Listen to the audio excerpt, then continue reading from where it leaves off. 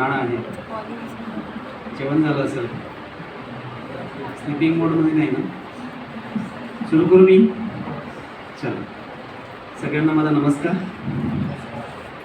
उपस्थित आजच्या कार्यक्रमाला या व्याख्यानाकरता ज्यांनी अध्यक्षस्थान स्वीकारलं आहे सोनटक्के सर, मला ज्यांनी आमंत्रित केलं माझे विद्यार्थी पण म्हणता येईल, राजेंद्र टेकाळे सर, माझे सहमित्र खजुरिया सर, नंतर मुकेश, उपस्थित इथे बरेच ओळखीचे चेहरे दिसत आहेत.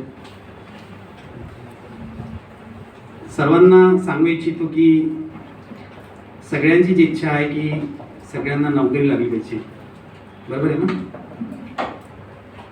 ताण कमी झाला पाहिजे, फिजिकल फिटनेस चांगला झाला पाहिजे. असं किती जण आहे ज्यांना असं वाटते की आमचा फिजिकल फिटनेस चांगला झाला पाहिजे? मोस्टली सगळ्यांनाच वाटते ना. त्याच्यासाठी अशा काही गोष्टी आहे की ज्या फिजिकल फिटनेस करता अत्यंत महत्त्वाच्या आहे.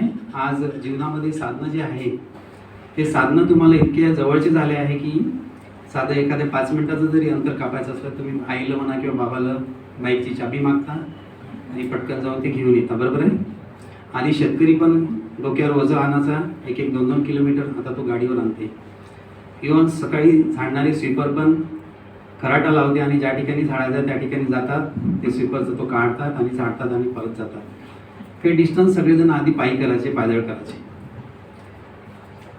आज तुम्हाला माहीत आहे ज्या व्यक्तीने या महाराष्ट्राला मोठी देण दिली आहे त्याचा फिजिकल फिटनेस कसा होता हे तुम्हाला सांगण्याची गरज नाही आहे. कादंबरी इतिहास जर वाचत असेल तुम्ही, आज 6 जून आहे 1674ला ज्या माणसाचा राज्याभिषेक झाला आणि राज्याभिषेक झाल्यानंतर त्यांनी पूर्ण भारतावर आपल्या हिंदू संस्कृतीचं म्हणा किंवा चांगली संस्कृती घडावं याच्यासाठी प्रयत्न केले. आणि आज दिसते आहे की जवळपास 400 वर्ष झाल्यानंतरही त्या व्यक्तीची प्रतिमेला आपण पुजतो आहोत. त्याच्या मागचा कारण जो आहे तो जवळपास त्याचा फिटनेस चांगला होता किंवा त्यांची त्या फिटनेसच्या माध्यमातून बुद्धी चांगली होती आणि त्याच्यात मॅनेजमेंट चांगलं होतं.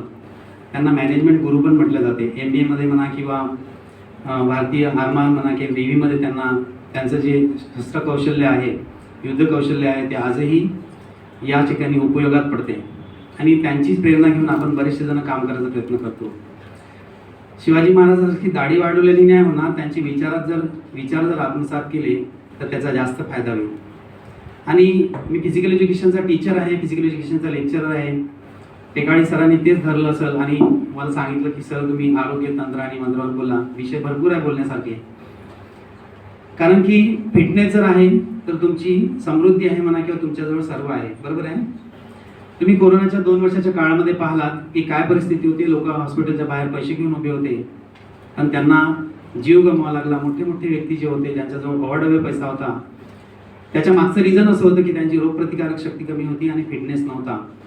आणि रोगप्रतिकारक शक्ती कमी असल्यामुळं तो आजार त्यांच्यावर गेला आणि आजाराने कोणाला कोणत्या दशेने नेलं, कोणाला वरच्या दशेने नेलं. काही जणांचे जीव गेले, काही जण वाचले, काही जणांना आताही पण त्रास होत आहे.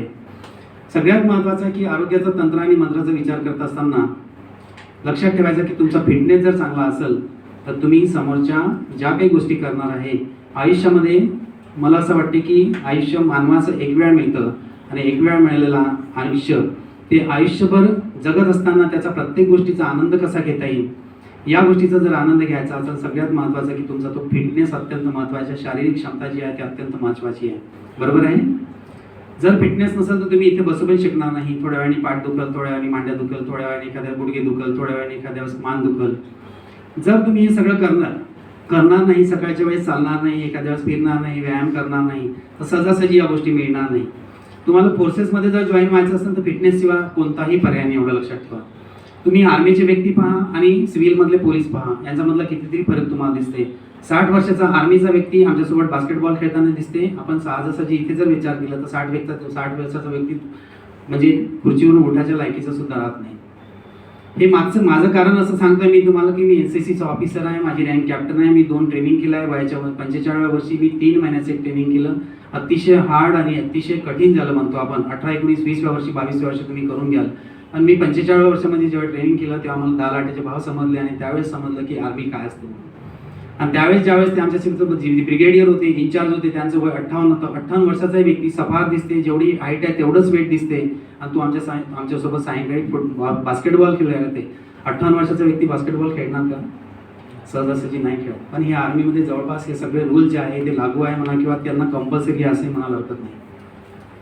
पण त्यांचा फिटनेस जो आहे तो जवळपास तसाच ठेवा लागते. इव्हन स्पेकचे पण प्रमाण आर्मीमध्ये कमी दिसते. तुम्हाला स्पेक धारण केलेला म्हणा किंवा स्पेक असलेला क्वचितच दिसते. त्यांचं मेडिकल फिटनेस जे आहे ते मर्यादेपेक्षा अत्यंत एक नंबरचं म्हणा, किंवा इंडियात जर फिटनेस जर पाहिजे असेल तर फोर्सेस ज्या आहे, ज्या बॉर्डरवर काम करते म्हणा, किंवा CRPF म्हणा, किंवा ITBT म्हणा, किंवा काही लोकलचं सोडा तुम्ही, पण एखाद्या वेळेस त्यांचा फिटनेस पहा, त्यांची परिस्थिती पहा, काय परिस्थिती आहे. आज विचार जर केला तर आरोग्याचं तंत्र आणि मंत्र हा विषय मी इथे घेऊन आलेलो आहे. त्याच्यामध्ये काही अशा व्याख्या आहे म्हणा, किंवा काही अशा आहे की ज्याच्यामुळे तुम्हाला तुमचं शरीर चांगलं ठेवता येईल, किंवा ज्याच्यामुळे शरीराला चांगलं कुठेतरी ठेवता येईल. शरीर हे नश्वर आहे आणि शरीर हे कच्च्या मातीच्या घड्यासारखं आहे. जोपर्यंत तुम्ही त्याला तापवणार नाही, जोपर्यंत कच्चा मातीचा घडा चांगला तापवणार नाही, तोपर्यंत तो फुटणार नाही, एवढं लक्षात ठेवा. आणि हा कच्चा मातीचा घडा आहे, तो तुम्हालाच घडवायचा आहे. शरीर घडवत असताना लक्षात ठेवायचं की हे तुमची संपत्ती आहे, याला कोणी चोरून नेणार नाही, याला कोणी हात लावणार नाही. आजारी जर झाले तर तुमचाच त्रास होईल. सगळेजण घरचे लोक तुम्हाला ट्रीटमेंट देतील, नेतील, आणतील, पैसा लावतील, पण आजारी झाल्यानंतर त्रास कोणाला सहन करावा लागणार आहे? तुम्हालाच करावा लागणार आहे. तुम्हीच खाट्यावर बसणार आहे, तुम्हीच जायच्या वेळेस तुमचे पाय दुखणार आहे, तुम्हालाच टेम्परेचर येणार नाही. कोणी असं म्हणणार नाही की थोडंसं टेम्परेचर मला देऊन दे. असं होते का? सहजासहजी असं या कोरोनामध्ये असं झालंच नाही की ठीक आहे HRCT जो 12-13चा आहे, तुम्हाला 6 देऊन दे, तुझा मी 6 घेतो, तुझा मी 6 घेतो, डिवाइड कर. असं शक्य होत नाही. कारण की हे प्रॉपर्टी जे आहे तुमची प्रॉपर्टी आहे. शिक्षण आणि आरोग्य जे आहे ते तुमच्या हातात आहे. तुम्हाला जर ठेवायचं असेल, इथे सगळेच जण आशेने बसले आहे की आम्हाला काहीतरी मिळालं पाहिजे, आम्ही कुठेतरी गेलो पाहिजे, आम्हाला काहीतरी झालं पाहिजे. आपण 101% तुमच्यामध्ये तेवढी ताकद आहे. मी तुम्हाला 100 वेळा नाही, पूर्ण 100% सांगतो की तुमच्यामध्ये ते ताकद आहे की चांगल्या मुलांमध्ये, नागपूर, पुणे, मुंबईच्या मुलांमध्ये जी शक्ती नाही ती आपल्या काटोलच्या मुलांमध्ये आहे. फक्त कर्तृत्व आणि करण्याची क्षमता पाहिजे, आणि त्याची त्याग आणि समर्पणाची भावना पाहिजे. वर्गामध्ये 100 विद्यार्थी बसले असेल तर 10 विद्यार्थी का बरं मेरिट येते? 100 विद्यार्थ्यांना शिकवलं होतं, 10 विद्यार्थ्यांनी काहीतरी एक्स्ट्रा एफर्ट्स घेतले, काहीतरी एक्स्ट्रा केलं, तेव्हाच मिळाले त्यांना मेरिटचं चान्सेस. अदरवाईज बाकीच्या विद्यार्थ्यांना नाही मिळालं. त्यांनी दुर्लक्ष केलं, त्यांनी वेळ घालवला. ज्यांना कळत होतं त्यांनी वेळ आपला बरोबर कामात आणला, आणि कामात आणलेला वेळ तो आहे तो मेरिटमध्ये झाला. आणि आज दिसत्या परिस्थिती तुम्ही आताच मला वाटते जस्ट काल UPSCची परीक्षा झाली. 99,000 नागपूरमध्ये बसणारे काल पोरं होते. 99,000 पोरांनी काल UPSCची परीक्षा दिली. 49 शेवट सेंटर होते, त्याच्यामध्ये एक डिसेबल करता होतं, आणि 48 सेंटर जे होते ते एबल्ड लोकांकरता होते. आणि मला वाटतं त्याच्या आधी जस्ट काहीतरी UPSCचा रिझल्ट लागला. मुलाकडून सोलापूरचा वगैरे काहीतरी मुलगा आहे, मला वाटतं काहीतरी पहिला IRS होता, नंतर IPS झाला, आणि IPS झाल्यानंतर IAS होते. केवढी भयानक चिकाटी. हा मात्र थोडंसं मिळाल्याबरोबर आम्ही हिरवून जातो. माझ्याजवळ एक मुलगा होता, 12वीला NCC झाला, आणि त्यांनी मला विचारलं की सर, मी म्हटलं इथे काही नाही आहे, तो शिकू नको, मीच माझ्या कॉलेजमध्ये, माझं कॉलेज मला माहिती आहे चांगलं आहे म्हणून, पण जर तुला प्रगती करायची असेल तर तुला हे सोडावं लागेल. इंग्लिश मिडियम करता त्याला आंबेडकरमध्ये पाठवला. ज्यावेळेस त्याला अडचण आली त्यावेळेस मी प्रत्येक वेळेस मदत केली, आणि त्यांनी तो हेर पाहिला, त्यांनी सगळं पाहिला, त्याची परिस्थिती पाहिली, आणि त्याला कुठेतरी दिसलं मला माझ्यात काहीतरी वेगळं स्पिरिट आहे, मी काहीतरी वेगळं करणार आहोत, मला काहीतरी मिळालं पाहिजे. एक भावना घेऊन तो जागृत झाला, आणि न झोपता न काही करता 3 वर्ष हॉस्टेलला काढले, आणि 2 वर्षानंतर हॉस्टेलला जेव्हा काढले तेव्हा मुलांच्या पायाजवळ झोपायचा. 1600 रुपयाचा टिफिन 1200 रुपयामध्ये लावायचा, कारण की माझे 400 रुपये वाचते, आणि 2 पोळ्या जर मी जास्त खाल्ल्या तर मला जास्त झोप येते, म्हणून 1200 रुपये टिफिन लावायचा, आणि मुलांजवळ जायचा, मला आजची रात्र तुझ्याजवळ काढते. असं करता करता काटून नागपूरमधल्या त्यांनी 3-4 फ्री ऑफ कास्ट लायब्ररी पाहिल्या. एकाही लायब्ररीमध्ये पैसे भरले नाही. चिकाटी, ध्येय, मेहनत या सगळ्या गोष्टी तो जागृत झाला. पहिल्याच वेळेस बँकेची अटेम्प्ट दिली, बँकेची अटेम्प्ट घेऊन तो पहिल्याच याच्यात पास झाला. त्याची बहीण पण पास झाली, बहिणीला कमी मार्क आणि त्याला जास्त मार्क. पोस्टिंग झाल्यानंतर विटाला पोस्टिंग झालं सांगली डिस्ट्रिक्टमध्ये. त्याही ठिकाणी मी सांगितलं की माझे जे रिलेटिव्ह होते आमदार, त्यांना सांगितलं त्याचं व्यवस्था करून दिली गेली. आणि नंतर तो 2 महिने राहिला. 2 महिन्यामध्ये त्यांनी पाहिलं हे बँकेचं वातावरण मला आवडत नाही, साहेब माझ्यावर बॉसिंग करते, मला नेहमी काम सांगते, मला 7 वाजून जाते, माझा अभ्यास होत नाही. तो कंटाळल्यासारखा झाला. 2 महिन्यानंतर घरी आल्यानंतर तो जायची इच्छा नव्हती. त्याच्या घरचे लोक मला म्हणायला लागले की सर तुम्ही कसंही करा, याला पाठवा, आपली घरची परिस्थिती खूप बेताची आहे, वडिलांना फक्त 4,000-5,000 मिळते, आमचं काहीच होत नाही, त्यांच्या फी सुद्धा भरणं होत नाही. बहिणीची पण परिस्थिती तशीच होती. दोघेही जण NCCचे विद्यार्थी होते. हे सांगत असताना सगळ्यात महत्त्वाचं त्यांना ते विचार केला, पुन्हा गेला. कसं तरी मी धक्के मारून त्याला पाठवल्यानंतर तो गेल्यानंतर तिथे थांबला. 15 दिवसांनी, 20 दिवसांनी, 1 महिन्यानी परत आला. सर माझ्याकडून नाही होत, मला तुम्ही फोर्स करू नका प्लीज. मी म्हटलं ठीक आहे, तुला ठरवायचं आहे, तू काय करायचं काय नाही करायचं ते तू ठरव. आल्यानंतर त्या पोराने 1.5 ते 2 वर्ष मेहनत केल्यानंतर ते तुमची UPSCचे जे लायब्ररी आहे इथे आपल्या ते गोवारी कांडचं ते नाही का बाजूला, जुनो मॉरिस कॉलेज, तिथे लायब्ररी आहे. त्या लायब्ररीमध्ये कसं तरी, कारण की त्या लायब्ररीमध्ये फक्त तुम्हाला 1च वर्षाचा कालावधी मिळतं, दुसऱ्या वर्षाचा कालावधी सहजासहजी मिळत नाही. 1 वर्षामध्येच तुम्हाला ते तिथली परीक्षा क्रॅक करावं लागतं.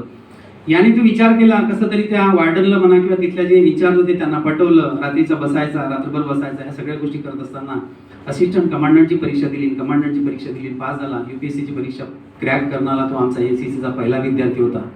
UPSCची परीक्षा पास झाल्यानंतर इंटरव्ह्यू झाल्यानंतर लगेच मला फोन केला, सर मी असिस्टंट कमांडंट म्हणून पास झालो आहे, माझं 400च्या ह्याच्यामध्ये 162-165 नंबर आहे. ध्येय आणि चिकाटी पागल करते, एवढं लक्षात ठेवा.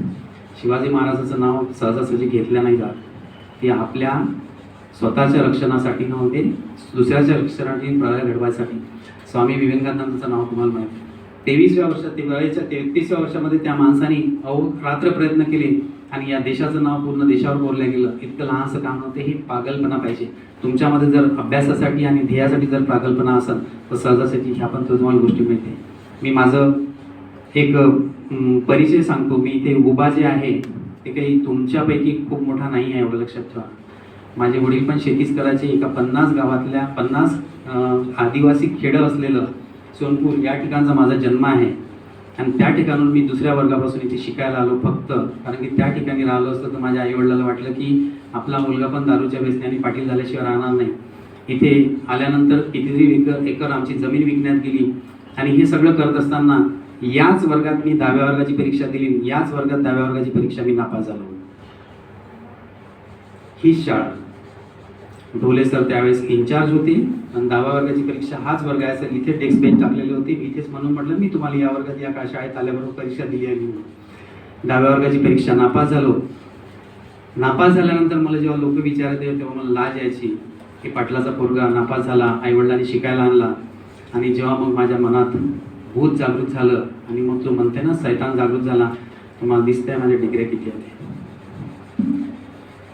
एक फिजिकल एज्युकेशनचा माणूस एवढ्या डिग्री घेते ही एक नवल आहे. स्वतःची तारीफ करत नाही. 10वा वर्ग नापास झालो आणि नंतर मग जेव्हा पास झालो तेव्हा मागे वळून पाहायचा प्रयत्न नाही केला. पर्सेंटेज कमी मिळाले तरी चालते, पण कॉलेजमध्ये जे आहे ते सावडायचा प्रयत्न करायचा. NCC आहे NCC सावडायचा प्रयत्न करा, गेम्स आहे गेम्स सावडायचा प्रयत्न करा. अहोरात्र मेहनत केली. झोप फक्त 5 ते 6 तासाची, अभ्यास फक्त. आणि कॉलेजमध्ये जे काही माहिती आहे चांगल्या वस्तू त्या घ्यायचा प्रयत्न करा. नॅशनल झालो, कबड्डी खेळलो, 2 वेळा युनिव्हर्सिटी खेळलो, नॅशनल झालो, नागपूर विद्यापीठाचं नेतृत्व केलं, कितीतरी गावं खेळलो, कितीतरी गावं फिरलो. आणि हे सगळं करत असताना ह्या डिग्र्या पण हे केलं. आणि नशीब म्हणा मी जवळपास टेकाडे सर 70 इंटरव्ह्यू दिले. 70 इंटरव्ह्यू दिले. पुणा, जबलपूर, अमरावती, ज्या ठिकाणी जायचं त्या ठिकाणी माझं मेरिटमध्ये नाव राहायचं. कारण की माझा रिझ्यूम जो होता तो एवढा चांगला होता की रिझ्यूममध्ये 2 वेळा नॅशनल खेळलेला आहे, टायपिंग झालेलं आहे, NCC झालेलं आहे. पर्सेंटेज 12वीचं कमी होतं, त्याच्यानंतर ग्रॅज्युएशनचं पर्सेंटेज कमी होतं. हे पर्सेंटेज जरी कमी होतं तरी मला आज शिक्षक बनवलं असतं. तर एखाद्या वेळेस मी हे माहिती मला जे 2 नॅशनलचे म्हणा किंवा युनिव्हर्सिटीचे सर्टिफिकेट होतं त्याच्यामुळे मी नॅशनल म्हणा किंवा त्याच्यामुळे एखाद्या वेळेस मी टीचर झालो. अदरवाईज मी टीचर होण्याच्या लायकीचा पण नव्हतो. कारण की वर्गात मर्यादेपेक्षा जास्त बदमाश होतो आणि माझ्यासाठी क्लासेस सुटत होते माझ्यामुळे. मला हाकलून द्यायचे वर्गातून. त्याच वेळेस मी ठरवलं की ह्या मास्तरचा धंदा करायचा नाही. कारण की आपल्याही वर्गातून असा जर पोरगा उठून गेला तर आपल्या बुद्धीला पटणार नाही. कारण कबड्डी खेळ माहिती आहे तुम्हाला की ॲग्रेसिव्ह असते आणि डोकं जरा गरम असते. पण आता बरेचसं शांत झालो आहे. त्याच कॉलेजमध्ये ज्या कॉलेजमध्ये शिकलो त्याच कॉलेजमध्ये मला नोकरी मिळाली. हे मी नशीब समजतो की याच कॉलेजमध्ये शिकलो असताना मी याच कॉलेजची सेवा करतोय. सिनियर कॉलेजचा प्रोफेसर इतकी लहानशी गोष्ट नाही आहे बेटा. आज ऑफिसर कॅरेट आहे. 80 ते 85 स्टार्टिंग आहे सिनियर कॉलेजच्या प्रोफेसरची. आता जे बंधनं आले आहेत ते बंधनं सहजासहजी सिनियर कॉलेजच्या प्रोफेसरला खूप भयानक आहे म्हणा किंवा मोठे असे म्हणा वाटत नाही. कारण की नेट सेट पाहिजे, PhD पाहिजे, त्याच्यानंतर 40 ते 45 लाख पाहिजे. बरोबर आहे ना. ज्यांच्याकडे 10-15 एकर असेल त्यांनीच फक्त हे विचार करावा. अदरवाईज स्वतःची संस्था पाहिजे. हे मागे वळून पाहिलं नाही आणि मग शिकत गेलो आणि मग नंतर सगळ्या पाळत गेलो. ते दिसतंय तुम्हाला की मी कितीतरी आताही मी घरी बसून असाइनमेंट देत होतो. माझं अजूनही शिक्षण सुरू आहे. एम योगिक सायन्समध्ये मी MA करतो आहे. म्हणजे तळमळ म्हणा किंवा जी माझी झोप आहे ते शिक्षणाची, विद्यार्थी घडवायची, ही सगळ्यात जास्त तुम्हाला माहीत असेल. इथे बसलेले पोरं तिथं मिथून आहे, बाकीचे पोरं बसलेले आहे. दिसतंय मला की माझं कॉलेजमध्ये किती भयानक काम आहे ते. मी कॉलेजमध्ये वेळेचं बंधन पाळत नाही. 5 तासाचं, आम्हाला 5च तासाचं वर्किंग आहे. तर मला जवळपास मी सकाळी तुम्हाला कॉलेजमध्ये दिसेल, संध्याकाळी कॉलेजमध्ये दिसेल, दुपारी पण कॉलेजमध्ये दिसेल.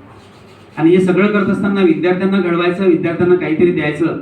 आणि तुम्हाला हे पण सांगू देते, सुवर्ण म्हणा किंवा मागे ते मला वाटतं सर्वे बसली आहे, त्यांना माहीत आहे की नबीरा कॉलेजचं स्पोर्ट डिपार्टमेंट नागपूर युनिव्हर्सिटीला सगळ्यात टपलं चालते म्हणून. आणि एकटा माणूस मी जवळपास हे सगळं करायचा प्रयत्न करतो. त्याच्यासाठी सगळ्यात लक्षात ठेवायचं की मी जे कबड्डी खेळलो होतो म्हणा किंवा जे ॲथलेटिक्सचं प्लेअर होतो, मी 100 मीटरचा माझा टायमिंग त्या दिवशी मी इथून पाहिला, नॅकची कागदपत्र हुसकासाठी वरती गेलो. 100 मीटरचा टायमिंग माझा 12 सेकंदाचा आहे आणि त्याच्यापेक्षा पण कमी सेकंदाचा तिथे रेकॉर्ड आहे अजूनही 1984-85चा. 12 सेकंदामध्ये मी जवळपास 100 मीटर पार करायचो. आणि लॉंग जम्प आली मी जवळपास 19.5 ते 20 फूट लॉंग जम्प होती माझी. तेच देण आहे माझी फिटनेसची की मी आज या पद्धतीने 8-8, 10-10 तास काम करतो आहे आणि तुमच्यासमोर उभं राहतो आहे. तुम्ही मला दिवसभर जरी उभं ठेवलं तरी मला काही फरक पडत नाही. ठिकाणी जर सांगू इच्छितो की मेजरच्या पोस्टिंगसाठी माझं पुन्हा प्रमोशन आहे, पुन्हा मला काउंटीला जायचं आहे. जिथे बोटबोट काटे येते ते 22 जूनला पुन्हा मला जॉईन व्हायचं आहे. आणि 21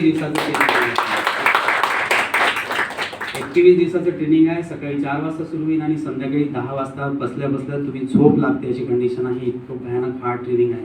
तरीही मी हो म्हटलं, कारण की माझी इच्छाशक्ती भयानक दांडगी आहे म्हणा किंवा जिद्दी असे म्हणायला हरकत नाही. हे आरोग्याचा जो तंत्र आणि मंत्र हा विषय जे दिला आहे, हे छान. जर मग इथे बोलावलं तुम्हाला हे पाहायला मिळालं असं पण आहे आजकाल. आम्ही 1960-66च्या जन्मात आहे आम्हाला, त्याच्यामुळे बोट लावलं की वरतं जातं म्हणा किंवा आजकाल मोबाईल दिसते ना. आरोग्याची व्याख्या आहे सगळ्यात महत्त्वाची लक्षात ठेवायची की आरोग्य काय आहे तुमचं. समदोष समग्निश्च समधातू मलक्रिया प्रसन्ने इंद्रियम स्वस्थभी येते. शरीरातील नियंत्रण शक्ती त्रिदोष, ज्याला वात पित्त कफ म्हणतो आपण. माहिती आहे तुम्हाला, ॲसिडिटी असते, वात असते आणि पित्त असते, कफ असते. अवस्थेत हे संतुलित अवस्थेत आहे, ज्यांचा जठराग्नी योग्य प्रमाणात आहे. म्हणजे हे वात पित्त जे आहे ते संतुलित आहे, ज्याचे तिन्ही बॅलन्स आहे. त्याच्यामध्ये थोडंसं जरी काही इफेक्ट झाला तर त्याच्यामधून ज्वर तुम्हाला चालू होते. वातामधला जर काही फरक झाला तर तुम्हाला जाणवते की गुडघे दुखते. पित्तामध्ये जर जाणवतं ते ॲसिडिटी होते. आणि कफ जर असलं तर तुम्हाला माहिती आहे की कुठे ना कुठे अस्थमासारखा म्हणा किंवा श्वास घ्यायला त्रास होते, श्वसन क्रियेशी. हे जे संतुलित अवस्थेत आहे, ज्यांचा जठराग्नी प्रमाण योग्य प्रमाणात प्रति. जठराग्नीचा अर्थ, जठराग्नी म्हणजे तुमची पाचन क्रिया जर चांगली आहे, तुमची 6 तासाची झोप झाल्यानंतर पाचन क्रिया जर चांगली आहे, मलनिस्सारण जो आपल्या शरीरातला मळ जो आपण बाहेर टाकतो तो जर योग्य प्रमाणात आणि व्यवस्थित जर बाहेर पडते आहे तर प्रदीप्त आहे, म्हणजे चांगला आहे. म्हणजे ज्यांचा पचन व्यापार व्यवस्थित आहे, ज्यांच्या शरीरातील सर्व सप्त धातूचे बल उत्तम असून प्रत्येक धातू कार्यक्षमतेने कार्यरत आहे, तसेच मल मूत्र विसर्जनाच्या क्रिया व्यवस्थित आहे, हे सर्व जे स्वस्थ आहेत त्यांना स्वस्थ म्हटलं जातं. म्हणजे हा फिटनेस जो आहे तुमच्यामध्ये जर असेल, सप्तधातू म्हणजे रक्त, रस, मांस, मेद, मज्जा, ह्या सगळ्या ज्या शरीरामध्ये ज्या धातू आहे, आपल्या रक्त बनतं आपल्या शरीरामध्ये. रक्त बनल्यानंतर त्याच्यामध्ये लिक्विड फॉर्म होतं, त्याच्यानंतर मांस जे आपल्या शरीरामध्ये राहतं, त्याच्यानंतर रस राहतो, जो रस आपल्या शरीरामध्ये शरीरामध्ये जेवणाच्या आणि याच्या क्रियामधून आपल्यामध्ये बनतो. तो सगळ्या गोष्टींना जर परिपूर्ण जर आहे तर ते व्यक्ती व्यवस्थित आहे असं म्हटलं जातं. आलं लक्षात. आता तुम्हाला माहित आहे की आजाराचं प्रमाण हे सहजासहजी दिवसांदिवस वाढत आहे. त्याच्या मागचं कारण काय आहे? काटोलमध्ये जी लोकसंख्या आहे, मला वाटतं जवळपास 50-55 हजाराच्या जवळजवळ लोकसंख्या असेल. किती लोक रस्त्यानं फिरताना दिसते तुम्हाला? या साईडने जर गेलं तुम्ही जलाखेडा रोडनी तर जवळपास 500 पकडा, इकडच्या साईडने गेले तर जवळपास 500 पकडा, मग इकडच्या साईडने गेले जवळपास 500 पकडा किंवा जास्त पकडा. 55 हजारापैकी जर छोटे मुलं जर सोडले कमीत कमी ते 30-32-35 हजार लोक असतील. 30-32 मध्ये कमीत कमी 20,000 लोक जरी पकडले आपण तर 20,000 लोकांपैकी फक्त 2,000 लोक फिरते. म्हणजे फक्त 1% लोक आपल्या शरीराचं म्हणा किंवा, आणि ते फिरणारे जे असते ना त्याचं तर मला कधी कधी नवल वाटते, 4 बाया निघते आणि गोष्टी करत जाते आणि गोष्टी करत घामही निघत नाही. आणि मग म्हणते आम्ही तर 4 किलोमीटर फिरायला गेलो होतो. 4 किलोमीटर फिरायला गेला तर का गोष्टी करायला गेल्या होत्या? उलट ते फिरणं जे आहे ना ते त्रासाचं असतं, कारण की त्याच्यामध्ये पाय दुखतं आणि पाय दुखतं आणि भूक वाढवतं. फिरणं जे असते तुम्हाला माहीत पाहिजे की एका मिनिटामध्ये जवळपास एक व्यक्ती एक किलोमीटर 6 ते 7 मिनिटामध्ये 1 किलोमीटर चालला पाहिजे. त्याचा रेशो आहे, हे पोरं जेव्हा रनिंग मारते तर 3 ते 3.25 मिनिटामध्ये 1 किलोमीटर धावला पाहिजे. त्याचा तो रेशो बनलेला आहे. त्या पद्धतीने जर तुम्ही जात असाल तर तुमच्या शरीरामधून घाम निघतो आणि घाम जर बाहेर निघाला तर त्या घामाच्या माध्यमातून शरीरातून अनावश्यक घटक जे आहे ते बाहेर पडतात आणि हे बाहेर पडणारे घटक जे आहे ते पूर्ण शरीरातलं विष घेऊन बाहेर पडतं असं पण म्हटलं जाते. आणि हे विष घेऊन बाहेर पडणारे जे घटक आहे तेवढं आपलं शरीर पुन्हा ताजेतवानं होतं. ताप आल्यानंतर एखाद्या वेळेस घाम जातो, घाम गेल्यानंतर आपल्याला थोडंसं बरंसं वाटतं. का बरं बरं वाटतं की काहीतरी तापामधून बाहेर पडत आहे, आपल्या याच्यातून विष बाहेर पडत आहे आणि हे विष बाहेर पडल्यानंतर तुम्हाला जाणवते की आपल्याला शरीरामध्ये कुठेतरी स्वस्थपणा वाटतं. तर हे जे आहे सगळ्यात महत्वाचं, त्याचा रेशो दिला आहे की हाईट किती असावी, वेट किती असावं, फिरावं किती फिरायला पाहिजे. हार्टची व्यक्ती पहा. त्याच्यानंतर आता तर सगळ्याच परिस्थिती जर विचार जर केला तर 60-70% तर बीपीचे आणि शुगरचे इंडियामध्ये दिसते आहे तुम्हाला. प्रत्येक ऑफिसमध्ये जाऊन 5-10% लोक शुगरचे आणि बीपीची दिसते. तो विचारच करते की 10 वाजता आल्याबरोबर मी 11 वाजता थोडंसं काहीतरी खाल्लं पाहिजे, नाही तर मी थरथर कापीन. देशाची आर्थिक म्हणा की उद्योजकता वाढणार नाही ना, सहजासहजी नाही वाढणार. कारण की त्या व्यक्तीला माहित आहे की मी जर एखाद्या वेळेस माझं शुगर वाढलं म्हणा किंवा बीपी वाढलं तर मी काम नाही करू शकणार. तो प्रत्येक गोष्टीला जपत बसते 10 ते 5 वाजेपर्यंत. आणि फिटनेस जर नसला तर तो व्यक्ती काम पण करणार नाही. तर हा आरोग्याचा तंत्र आणि मंत्र आपण जेव्हा काम करतो, तुम्ही आता युवक आहे, तुम्हाला कळायला पाहिजे की या परिस्थितीमध्ये म्हणा की या दिवसामध्ये आपण काय करायला पाहिजे, कशा पद्धतीने राहायला पाहिजे. फिटनेस तेव्हाच नाही तुम्ही आजपासून जेव्हा कराल, तुम्ही ताबडतोब नाही येणार. बरोबर आहे ना. मी ज्यावेळेस 90 दिवसाच्या ट्रेनिंगला गेलो सर, त्याच्या आधी कमीत कमी महिनाभरापासून मी सायकलिंग 2 किलोमीटर 3 किलोमीटर 4 किलोमीटर धावण्याचा सगळा पूर्ण योग्य सराव केला. आणि ज्यानंतर तिथे गेलो त्यावेळेस मी तिथे टिकलो. मला तर असं वाटत होतं की त्या ट्रेनिंगमधून 8 दिवसामध्ये मी छोटेसेच कपडे घेऊन गेलो होतो.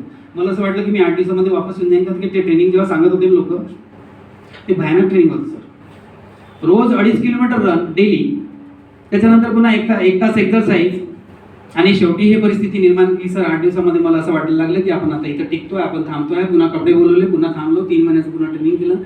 फायनल एक्झाममध्ये 45 वर्षाचा असताना मी 10 मिनिट 23 सेकंदामध्ये 2.5 किलोमीटर रन पार केला. 4 मिनिटामध्ये 1 किलोमीटर धावलो होतो, जवळपास 45 वय असताना. एक सांगतो पुन्हा की माझा एक पाय फ्रॅक्चर आहे, त्याचं ऑपरेशन पण झालं आहे. त्यानंतरही मी हे जिद्द ठेवतो की ट्रेनिंगला जायची. माणसाला मरण नाही आहे सहजासहजी काम करताना, दिसते का? मला नाही वाटत. फक्त ते जिद्द आणि पागल पण पाहिजे, तेव्हाच हे सहजासहजी. मला माहित आहे की माझा पाय फ्रॅक्चर आहे, माझा पायाचं ऑपरेशन झालं आहे. त्याच्यानंतरही दुसराही पाय फ्रॅक्चर आहे, दुसऱ्याही पायाच्या अँकलमध्ये मार लागला आहे, हात गेले आहे. कबड्डीमध्ये माहिती आहे तुम्हाला कसं गेम आहे. जवळपास बरेचसे स्नायू जे आहेत ते कितीतरी असे बेकाम झाले म्हणा किंवा लचकल्यासारखे झालेले आहे. हे सगळं करत असताना कुठेतरी माझी जिद्द होती म्हणा किंवा काहीतरी करायची क्षमता होती, म्हणून हे समोर समोर मी करत गेलो आणि आज दिसतोय तुम्हाला समोर, तुमच्या समोर उभा आहे. आता यामध्ये दिसतंय तुम्हाला WHO माहिती आहे तुम्हाला काय? बरोबर आहे, वर्ल्ड हेल्थ ऑर्गनायझेशन आहे. हे सगळं जवळपास जेवढे हे आरोग्याचं जे आहे ते जवळपास असं नसतं. मुलांना दिसते व्यवस्थित, या मुलींना दिसते पण शेवटच्या इकडच्या या साईडच्या नाही दिसत.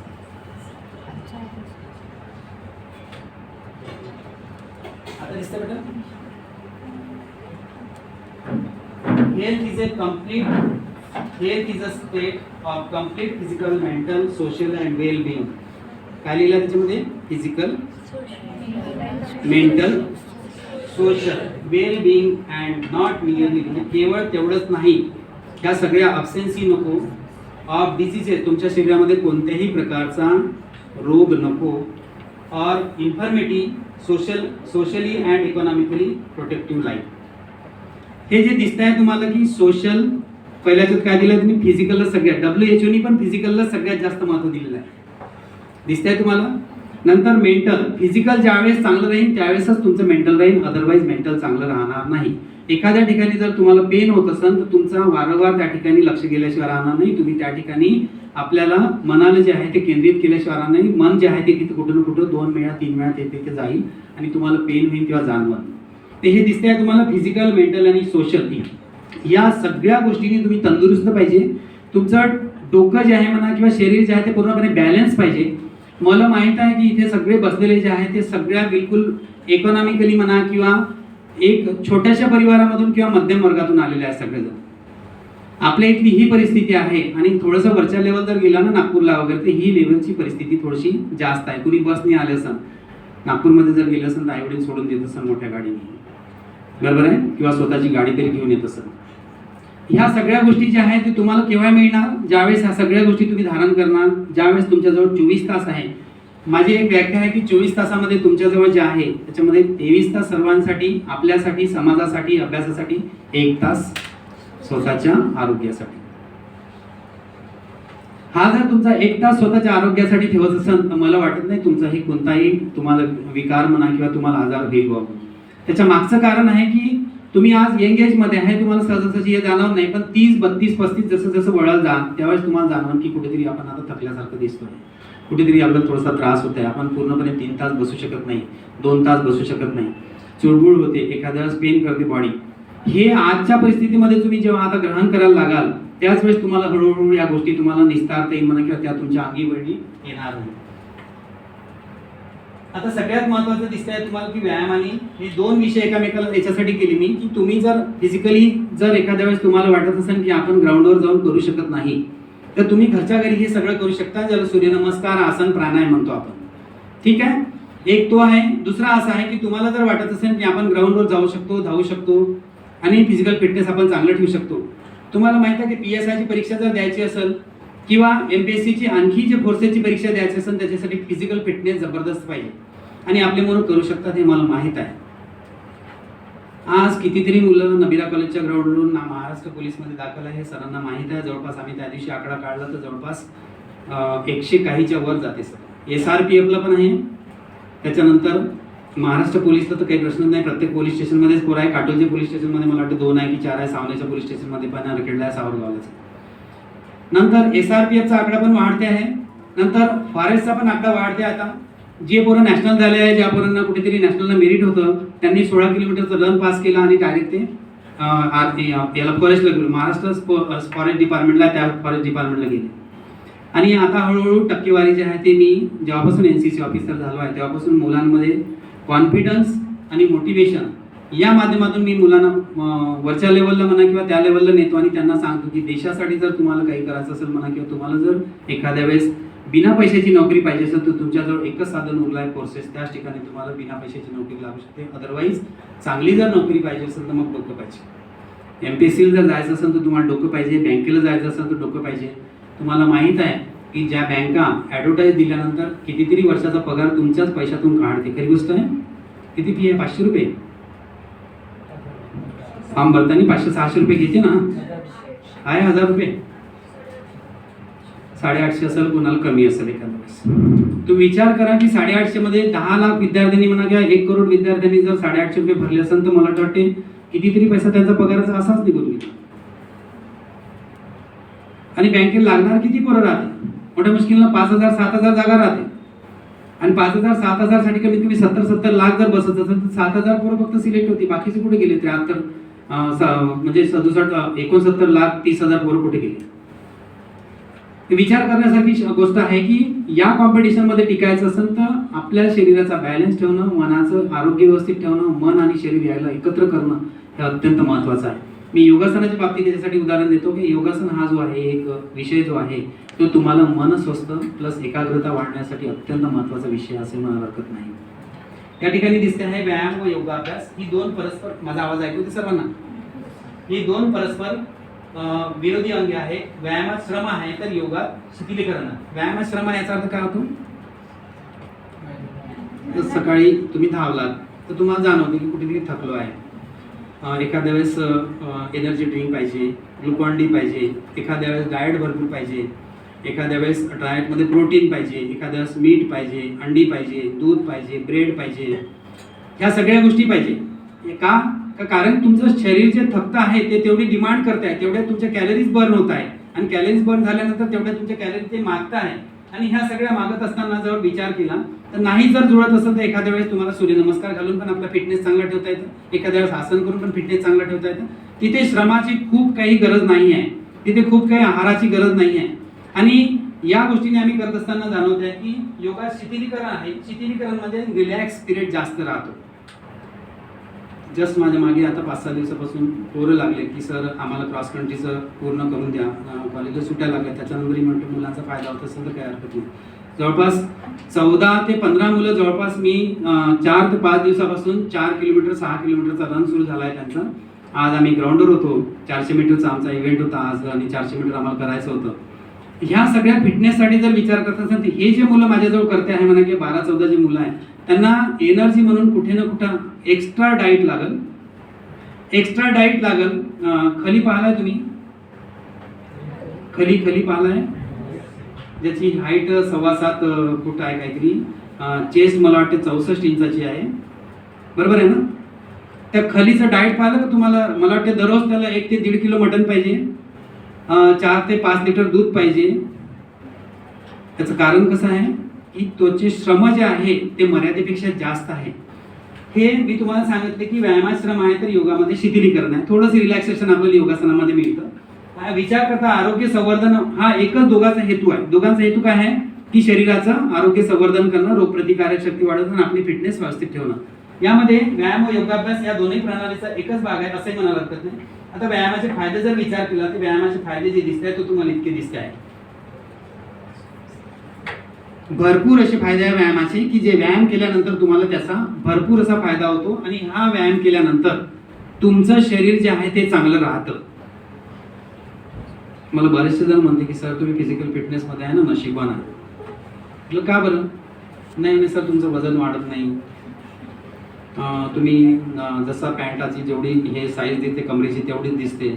मी म्हटलं त्याच्यासाठी मला 12 किती वाहन करावं लागते हे तुम्हाला माहिती नाही. मी काय करतो ग्राउंडवर, मी काय करतो, सूर्यनमस्कार किती घालतो, सकाळी सकाळी रनिंग मारतो की नाही मारत. मला वाटतं इथून होता सकाळी रनिंग मारताना दिसलो असतं त्याला मी. हे जरुरी याच्यासाठी आहे का आता 21 दिवसाचं कापायचं आहे ना, त्याच्यासाठी रनिंग मारणं जरुरीच आहे. अदरवाईज तिथे शिव्या खाल्ल्याशिवाय राहणार नाही अशी कंडिशन आहे. तर हे सगळं दिसत आहे तुम्हाला की सर्वसाधारण व्यायामाने काय फायदे होते. सर्वसाधारण आरोग्य बरे राहते. फिजिकल फिटनेस जर चांगला ठेवायचा असेल तर व्यायाम करणं अत्यंत महत्त्वाचं आहे. कारण की शरीराचे स्नायू आणि हे जे माझं शरीर जे बनलेलं आहे ना हे पूर्ण स्नायू, मांसपेशी आणि ज्या ठिकाणी रक्ताचा प्रवाह, ज्या ठिकाणी ऑक्सिजन राहते हे पूर्ण असं बनलेलं आहे. मी जर असं 10 दिवस कडक उभं राहिलो ना माझा पाय पण वळणार. त्याच्यासाठी व्यायाम अत्यंत जरुरी आहे. एखादी गाडी जर तुम्ही 6 महिने उभी ठेवली तर सहजासहजी लवकर सुरू होणार नाही. बरोबर आहे? बरोबर आहे की? त्याच्यासाठी शरीराला कामामध्ये ठेवणं, शरीर कधीही गतिशील ठेवणं हे अत्यंत महत्त्वाचं आहे. याच्यासाठी की तुम्ही जर शरीर गतिशील ठेवलं तर ते शरीर तुम्हाला एखाद्या वेळेस पॉझिटिव्हली काम करतील म्हणा किंवा फायदा होईल. एखाद्याचा हात जर प्लॅस्टरमध्ये असेल तर तो सोडल्यानंतर तुम्हाला जाणवलं की तो प्लॅस्टरचा हात सहजासहजी 8 ते 10 दिवस सरळ होत नाही. का बरं होत नाही? त्याला असं बांधलं जाते. तिथले स्नायू आणि पेशी ज्या आहेत त्या पूर्णपणे आखडल्या जातात आणि तिचं रक्तभिसरण क्रिया जी आहे ती एक विशिष्ट दिशेने जाते आणि विशिष्ट दिशेने ती काही वेळाने मग हळूहळू जसं तुम्ही त्याला गरम पाण्याने शेका, हळूहळू हे करा, त्यानंतर 15 दिवसांनी तो हात सरळ होते.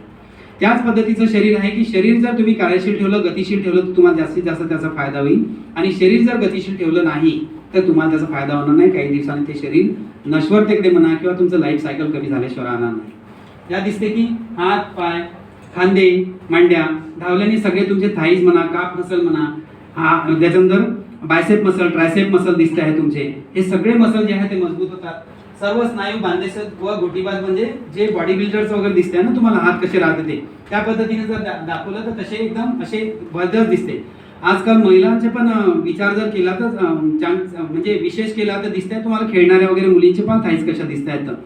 निकिता राऊत म्हणा किंवा मोठ्या मोठ्या ज्या ऑलिम्पियन आहे त्यांच्या सायना आपली ही जी PV सिंधू जेव्हा खेळते ना तेव्हा तिच्या थाईज पा कशा दिसत आहेत. एक असं वाटते की एक जसं कडक लाकूड म्हणा किंवा मलखांब जसं दिसते तशा पद्धतीचं दिसते. कारण की तिला ते जरुरी आहे. ते जर नाही केलं तर ती खेळूच शकत नाही. एक मुलगी आता जस्ट मला वाटतं काहीतरी नागपूरची मुलगी कोणतरी होती काय काहीतरीच नाव आहे बनसोड काहीतरी मल्लिका बनसोड की काहीतरी मुलगी आहे जिने मला वाटते हिला हरवला आता बॅडमिंटन सायना नेहवालला हरवला आता चॅम्पियनशिपला मला वाटतं काहीतरी ती PV सिंधू सोबत हारली की काय माहित नाही दिल्लीमध्ये. तिचा शॉट जो आहे तो कमीत कमी ती इथून इथे उभी आहे आणि इतक्या दुरून त्या बॉटल जे आहे त्या बॉटलच्या जवळ तिचा इतका लांब पाय केला तिने, इतकी फ्लेक्सिबिलिटी दाखवली आहे. हा पाय पूर्ण असा केला तिने, असा घेतला आणि इथून इतका शॉट उचलते आहे. ह्याचाच अर्थ तुम्ही विचार करा त्या मुलीची फ्लेक्झिबिलिटी किती आहे, त्या मुलीची क्षमता किती म्हणा, त्या मुलीने कितीतरी शारीरिक श्रम केले असेल. आता इतक्या दुरून शॉट उचलणं, 5 फुटावरून इथून शॉट उचलणं आणि त्या शटलला उचलणं हे सहजासहजी होत नाही. जेव्हा प्रॅक्टिस आणि सराव जेव्हा होते त्याच वेळेस होते. आज तुम्ही लक्षात ठेवायचं, हे मार्केटिंग जे आहे स्पोर्टचं अत्यंत जगाच्या पाठीवर मोठ्या प्रमाणात झालेलं आहे, एवढं लक्षात ठेवा. बरोबर आहे. सचिन तेंडुलकर किती शिकला आहे? 12वी. बरोबर आहे. त्याची बायको काय आहे? MBBS. आपल्या इकडे देईल का 12वी झालेलं MBBS? शक्य आहे का? तुम्ही तर म्हणून भाऊ तू 2000 किलोमीटर दूर राह. बरोबर आहे ना.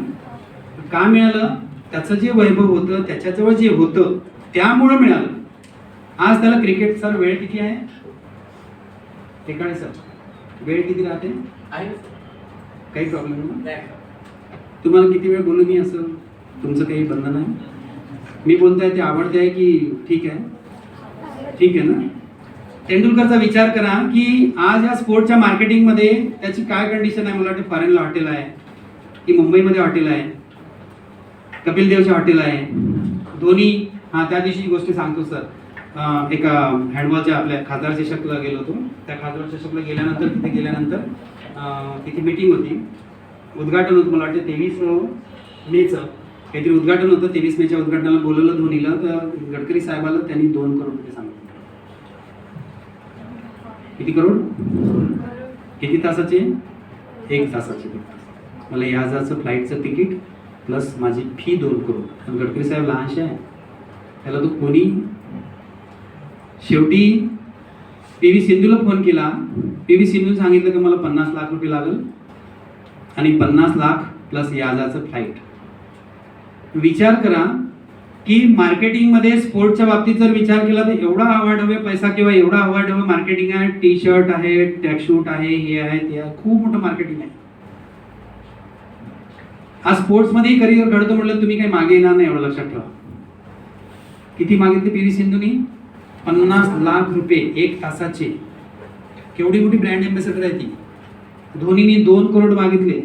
शेवटी नाईलाज असतो धनराज पिल्लेला आणावं लागलं. बरोबर आहे.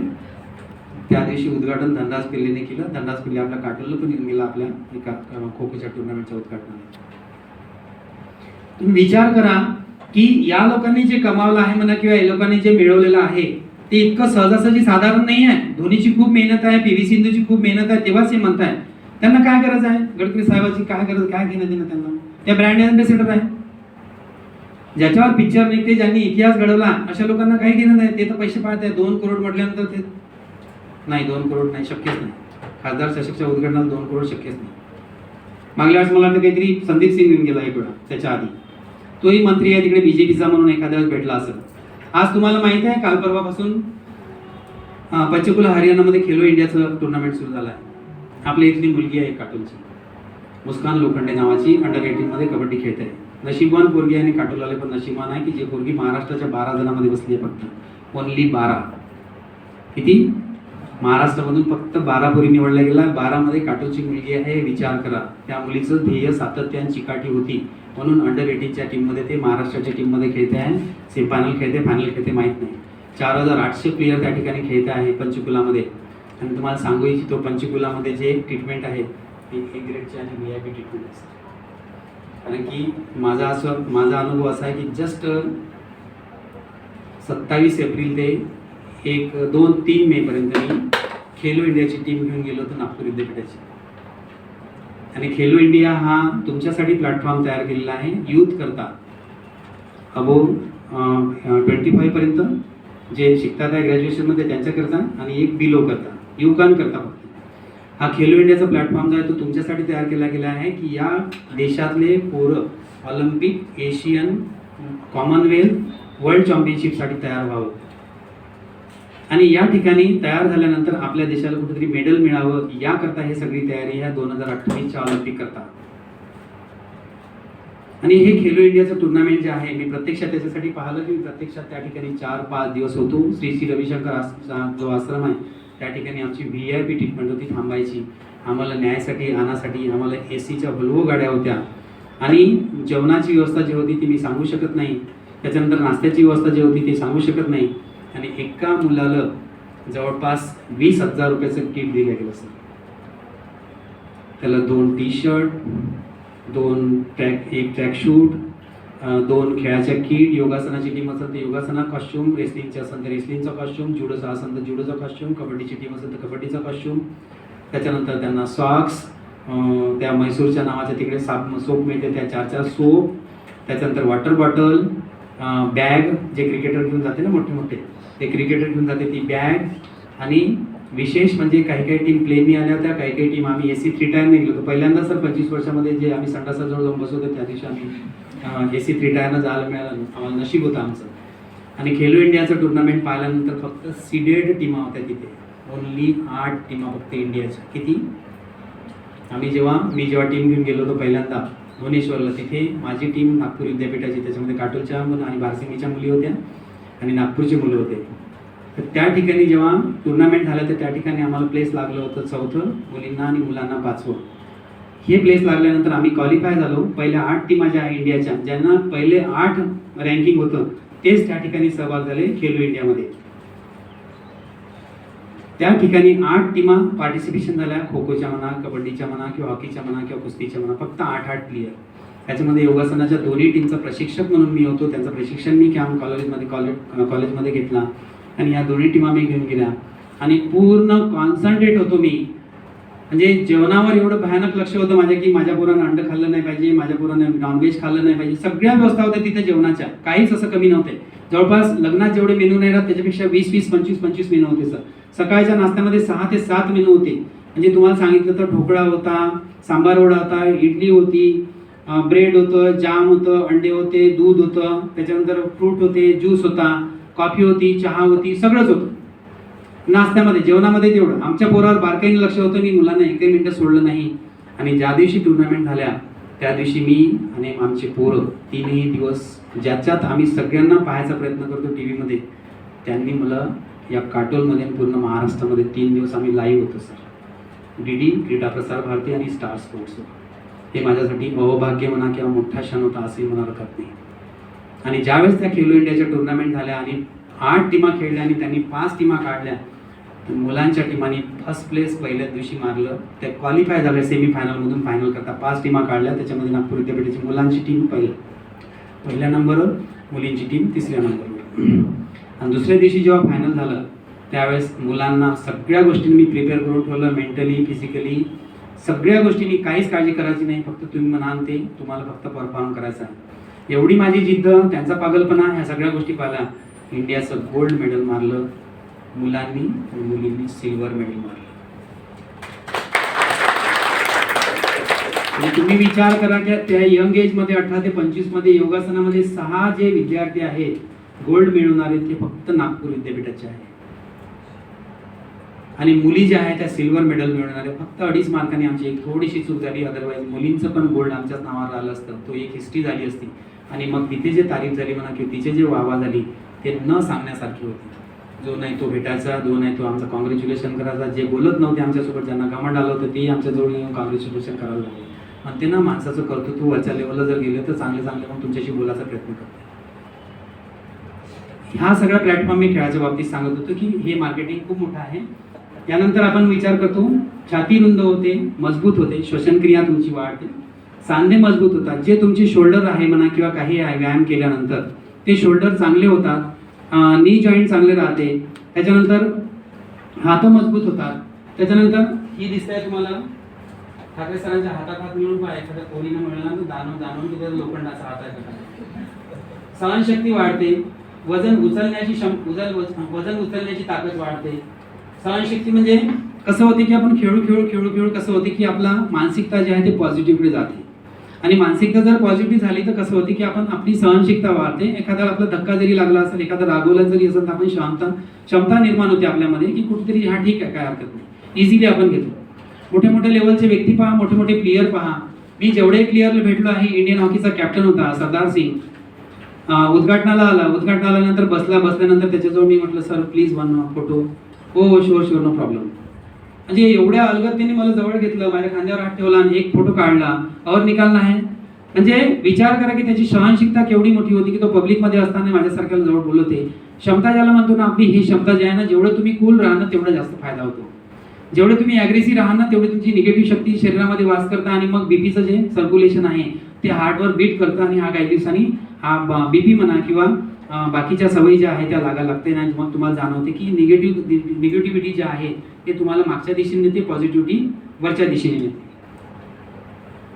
आरोग्य सुधारते, पोटाचे आरोग्य सुधारते. काय होतं की डाएट सिस्टीम ही चांगली राहते आणि डाएट सिस्टीम चांगल्या राहण्यानंतर काय होते की शरीरातून जो मळ निघणार आहे तो पूर्णपणे बाहेर निघतो आणि आपल्याला भूक चांगली लागते आणि शरीरामध्ये त्या माध्यमातून रस जो निघतो आपल्या शरीरामधून, याच्यामधून कशातून, अन्नातून, तो प्रॉपरली जातो आणि तो अन्नामध्ये मिसळतो. अन्नामध्ये मिसळल्यानंतर मग त्याचं ग्लुकोज या सगळ्या गोष्टी आपल्या शरीरामध्ये जेव्हा फिरते त्यावेळेस तुम्हाला जाणवते की आपल्या जास्तीत जास्त पोटाचं आरोग्य चांगलं राहतं म्हणा किंवा फायदा होतो. शरीर चपळ होते, तुमच्यामध्ये स्पीड राहते, बरोबर आहे, एक मोमेंट राहते, काम करण्याची क्षमता राहते, एक फास्ट होता तुम्ही. त्याच्यानंतर ऋतुमानाच्या बदलातही आरोग्य व्यवस्थित. आता ऋतुमानाच्या बदलामध्ये काय होतं की बरेचशे लोकांना माहिती आहे तुम्हाला की गाव बदललं की सर्दी होतं, डोकं दुखायला लागतं, झोप येत नाही. ह्या सगळ्या गोष्टी ज्या आहेत त्या तुमच्यावर डिपेंड करतात. मी तर बऱ्याच जणांना पाहिलं की एखाद्या वेळेस इथून काटोल्यावरून निघाले आणि एखाद्या वेळेस इटारसीमध्ये पाणी गेलं तर तिकडे ते झाशी येतपर्यंत सर्दी होऊन जाते, बरोबर आहे ना. काय होते की वातावरणात बदल झाला, वातावरणात बदल झाल्याबरोबर शरीर हे सहन करणार नाही. आणि करणार केव्हा, तुम्ही इन्व्हॉल्व सगळ्या वातावरणामध्ये जेव्हा राहाल. सर आता आम्ही आलो जस्ट इथून कुठून बंगलोरवरून आलो आम्ही, बंगलोरला त्या टुर्नामेंट, बंगलोरमध्ये भयानकच ऊन होती पण मला तर जवळपास ना सर्दी झाली ना काही झालं परत आल्यानंतर, ना एखाद्या दिवशी बिमार पडलो. तुम्हाला तेही सांगितलं की मी MA इन योगिक सायन्स करतोय, तर माझा पहिला पेपरच त्या दिवशी होता 2 तारखेला. अर्धा पेपर सर प्लॅटफॉर्मवर सोडवला आणि अर्धा पेपर ट्रेनमध्ये बसला, कारण की 11 वाजता 12:45 पेपर होता. 11 वाजता पेपर सुरू झाला, 12:45 पर्यंत प्लॅटफॉर्मवर सोडवला आणि मग 12:45 ट्रेनमध्ये बसलो. 1:30 वाजता पेपर तो ट्रेनमध्ये गेला. मला तर काहीच असं वाटलं नाही की मी बदललं शहर तर फरक पडला का काही झालं. आणि जे योगासनाचे मुलं होते त्यांना पण असं काही जाणवलं नाही की सर्दी झाली, आमचं डोकं दुखते आहे, आम्हाला झोप नाही आली, असं काहीही नाही झालं. वातावरणाचा बदल जो आहे तो तुमच्यावर डिपेंड करते. तुम्ही रोगप्रतिकारक शक्ती असेल तुम्हाला काही होणार नाही. ऋतुमानाच्या बदलात दम वाढतो व थकवा येतो. दम वाढतं म्हणजे तुमचा स्टॅमिना वाढतं, स्ट्रेंथ वाढतं, इंडुरन्स वाढतं, पॉवर वाढतो आणि तुम्हाला फटीग सहज असायची जाणवत नाही.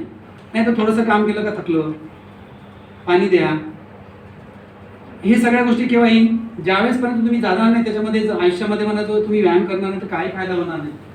हा सगळ्यात महत्त्वाचा पार्ट तुमच्यासाठी, महिलांसाठी सगळ्यात महत्त्वाचं की कंबर जे असते ते अत्यंत तुमचा महत्त्वाचा कणा, एवढं लक्षात.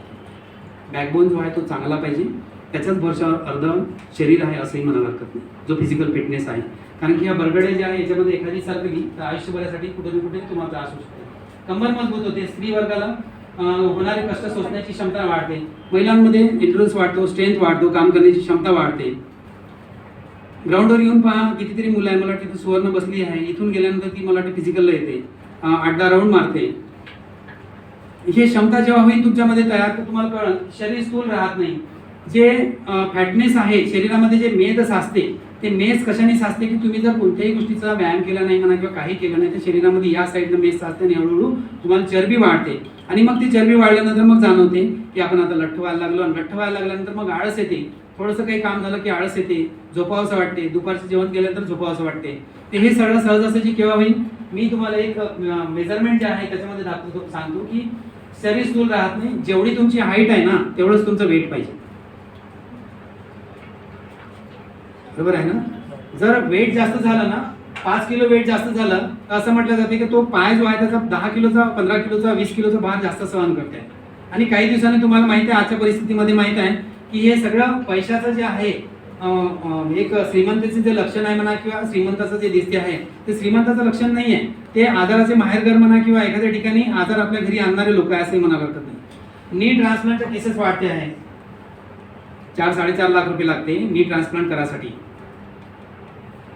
ह्या सगळ्या गोष्टी केव्हा होते, ज्यावेळेस तुमचं ओव्हरवेट असते त्यावेळेस तो नी एक असा चुराचुरा होऊन जाते आतमधून, तिथलं लिक्विड फॉर्म जे आहे ते कमी होऊन जातं, त्याची घर्षण करण्याची क्षमता कमी होऊन जाते आणि मग ते कटकट वाजतं आणि काही दिवसांनी दुखायला लागतं. होऊ शकते की जास्त व्यायाम केल्याने मग एखाद्या वेळेस होऊ शकते म्हणा किंवा एखाद्या वेळेस त्रास पण होऊ शकते, पण जो प्रमाणात आहे, जो एखाद्या तुम्ही टीचरच्या माध्यमातून जर व्यवस्थित जर केला आणि त्याचं लिक्विड म्हणा किंवा त्याचं जेवणाचं प्रमाण म्हणा किंवा त्याची मालिश जर व्यवस्थित केली तर सहजासहजी दिसत नाही.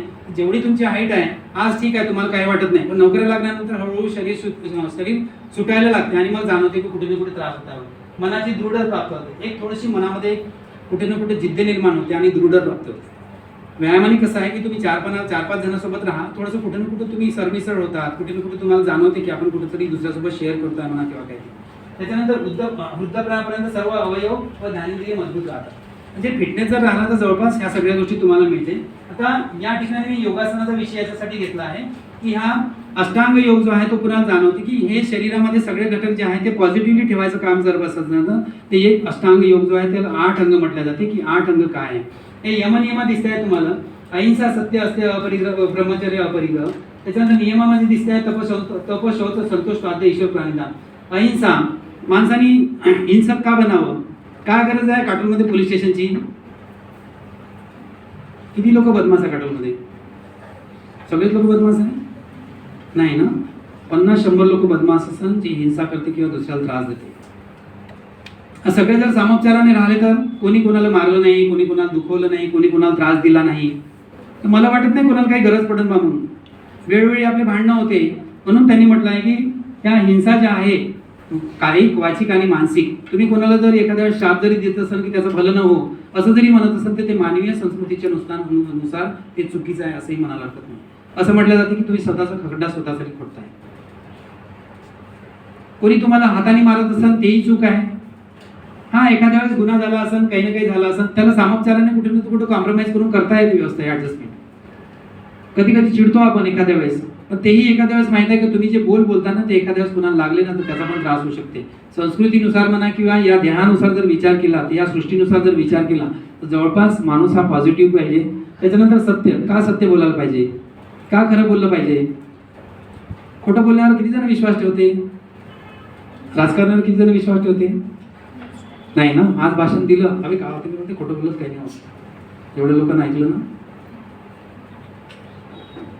असत्य, अस्तेय, चोरी का करावी, चोरी का नाही केली पाहिजे.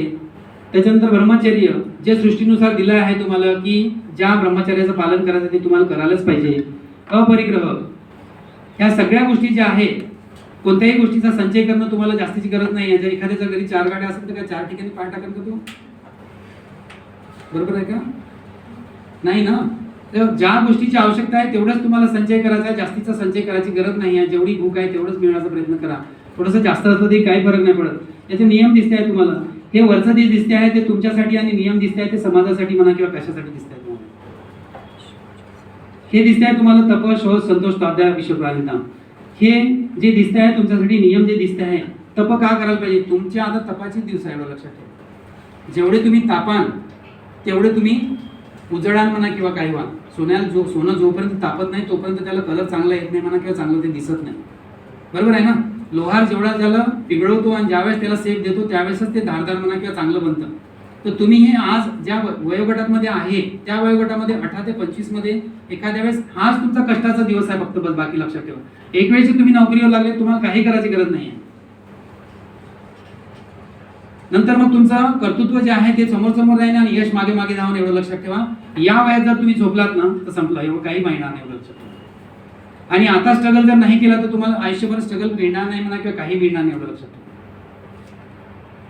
जर एखाद्या गोष्टीचा ध्यास दिसला असेल तर म्हणते ना स्वप्न पहा, आणि ते स्वप्न पाहिल्यानंतर त्याला पूर्ण करायचा प्रयत्न करा. जर पूर्ण करत नसाल तर सहजासहजी मग स्वप्नच पाहू नका ना. ग्रॅज्युएट झाल्यानंतर बरेचसे लोक असे आहे की कोणता काय बिझनेस करणं याची पण गॅरंटी नाही आजकाल. आपल्या इथं कार्टूनमध्ये वेगळी संस्कृती दिसते मला कधी कधी. एक पांठीला उघडलं का 100 पांठीले, एक मोबाईलचं दुकान उघडलं का 100 मोबाईलचं दुकान, त्याच्यात त्याचं IC माहीत नाही राहत कुणीकडे आहे. किती जण पोरं आहे सर इंजिनियर झालेले आहे की ज्यांनी मोबाईलचे दुकान टाकले? नाही ना. इकडून तिकडून पाहिलं, कुठून तरी पाहिलं, तो कय्या घेतला, डागमाराचं काम खतम. म्हणजे एखादी गोष्ट एखाद्याने केल्यानंतर त्याच्याच मागे लागायचं. काहीतरी वेगळं करून दाखवा ना, वेगळं करून दाखवा, तेव्हा समाजात तुमचं नाव येईल ना. शिवाजी महाराजांना काहीतरी म्हणा किंवा डॉक्टर बाबासाहेब आंबेडकरांनी काहीतरी वेगळं केलं तेव्हा त्याच नावाचा इतिहास रचला गेला. इतकं सहज नाही होत.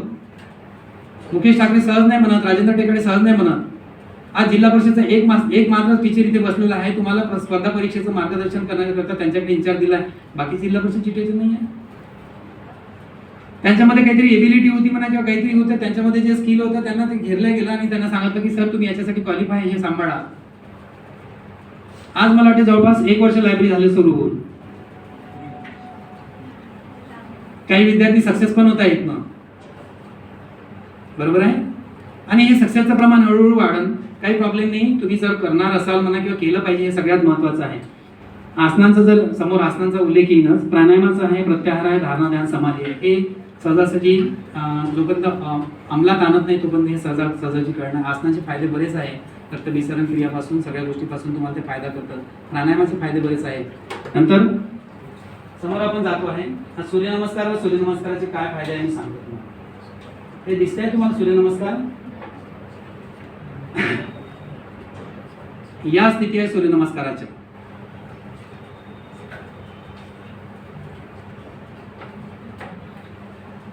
या 12 स्थितीवर सूर्यनमस्काराच्या 12 स्थितीमध्ये सूर्यनमस्कार तुम्हाला जाणवते की कशा पद्धतीने सूर्यनमस्कार करायचे.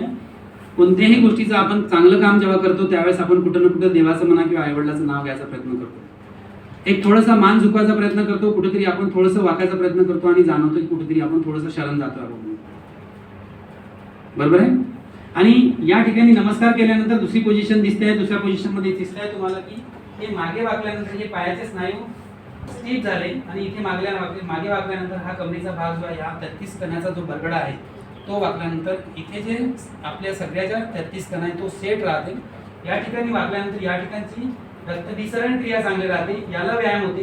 आणि या ठिकाणून ते या ठिकाणी पर्यंत एक मज्जारज्जू नावाचा द्रव्य आपल्या मागच्या कण्यामध्ये लिक्विड फॉर्म करतो, जो मज्जा संस्थेशी आपलं रिलेशन ठेवतो, जो खालच्या सगळ्याला सप्लाय करायचा प्रयत्न करतो. एखाद्या बरगडी जर तुटली तर वरचा ब्रेनला पण झटका लागते आणि एखाद्या वेळेस तो माणूस काय म्हणते त्याला कोमात जाते म्हणा किंवा त्रास होते. या ठिकाणी दिसते तुम्हाला हाताचा आणि मागे पाहिल्यानंतर मानेवर पण पुढे ना पुढे ताण पडत आहे. याने थायरॉइड ग्लँड पण चांगल्या होते. ज्या आज थायरॉइडचा जो आजार आहे तो बळकावते म्हणा किंवा थायरॉइड नावाच्या गोळ्या म्हणा की त्या घ्याव्या लागते. इथे दिसतंय तुम्हाला की इथे एवढं वाकल्यानंतर हे जे पोझिशन दिसते आहे सहजासहजी इतकी दिसते आहे तुम्हाला की ही एवढी पोझिशन वाकल्यानंतर या पायावर ताण पडला, जे आपण दररोज उभं राहतो त्याचा आपल्या पायाचा ताण कमी करता येते. पाठीचा कणा वाकल्यानंतर हा कणा वाकल्यानंतर एवढं बेंडिंग झाल्यानंतर दिसतंय तुम्हाला इकडे पोटावर प्रेशर पडते आहे, तर या ठिकाणी पाचन क्रिया पण सुधारते. हे या पादहस्तासनाची पोझिशन दिसते आहे तुम्हाला. त्याच्यानंतर 4 3 4 5 6 एक पाद प्रसन्नासन मध्ये दिसतंय तुम्हाला हाताची स्नायू आणि पायाचे स्नायू बळकट व्हायचा प्रयत्न करतो. द्विपाद प्रसन्नामध्ये दोन्ही पाय दिसत आहेत दंडस्थितीमध्ये, तर दोन्ही पायांनी चेस्ट जे आहे ते रुंदावते. त्याच्यामुळं आपल्या कक्षा रुंदावल्यामुळं आपली श्वसन घेण्याची क्षमता जी आहे ती वाढतं.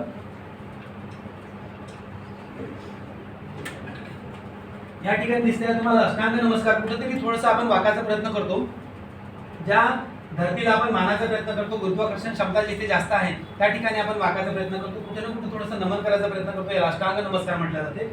या ठिकाणी पण ब्लडचं सर्क्युलेशन, या ठिकाणी पायाचं सर्क्युलेशन, या ठिकाणी पण हाताचं सर्क्युलेशनला फरक पडतो.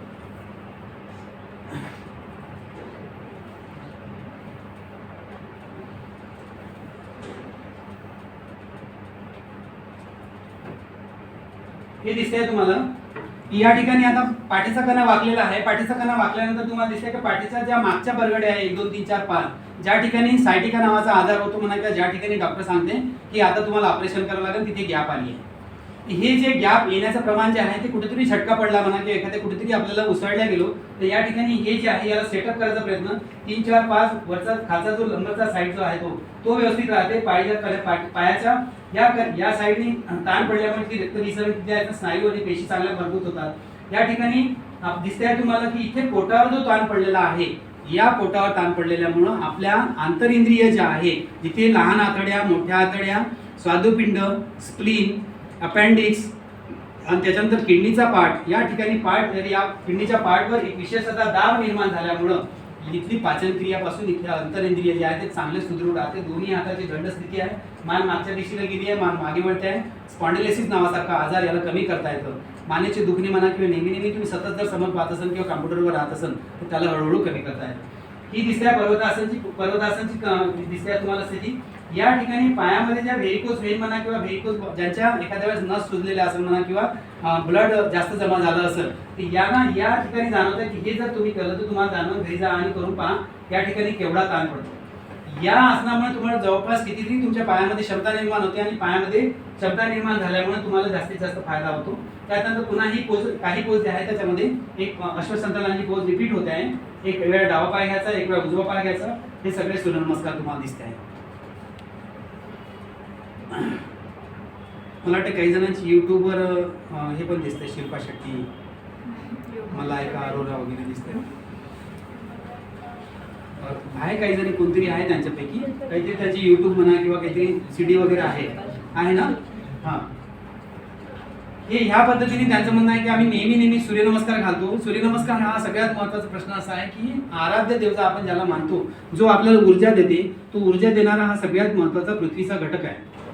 तुम्ही किती खाली भांडून राहिले, तुम्ही किती मर्डर होऊन राहिले, तुम्ही काय करून राहिले हे त्याला काहीच माहित नाही. 365 दिवस तो उगवतो, 365 दिवस तुम्हाला ऊर्जा देतो, त्याच्यामध्ये कोणताही तो बदल करत नाही. एखाद्या वेळेस बदल झाल्यानंतर तुम्हाला जाणवते की बदल झाल्यानंतर आपल्या वातावरणात म्हणा किंवा तापमानात किती फरक पडते. सूर्य जर निघाला नाही तर तुम्हाला कसं तरी वाटतं, आळस आल्यासारखं वाटतं, मग काम करायची इच्छा होत नाही. हा सूर्य जो आहे हा सूर्याचा एक स्रोत आहे आपला जो ऊर्जेचा, तो ऊर्जेचा स्रोत असल्यामुळे तुम्हाला एक ऊर्जा देणारा काम करणारा म्हणा किंवा सूर्यनमस्काराच्या माध्यमातून हे होतं. याचे 12 नाव आहे सूर्याचे: मित्र, रवी, सूर्य, भानू, खगभूषण, हिरण्यगर्भ, मरीची, आदित्य, सावित्री, अर्क, भास्कर आहे, नमः. एक सूर्यनमस्कार म्हणायचा, एक नाव घ्यायचं, ओम मित्राय नमः. सूर्यनमस्कार म्हणायचा, त्याने कॉन्सन्ट्रेशन जास्त राहते, मन एकाग्र होते, बुद्धी एकाग्रता वाढायचा प्रयत्न करते. आणि हे जेव्हा करता तुम्हाला तेव्हा तुम्हाला कळते की याचा फायदा किती होतो. मग शरीर सुदृढ करता हे काही योगासने आहे. हे दिसतंय तुम्हाला शरीर कसं असतं ते.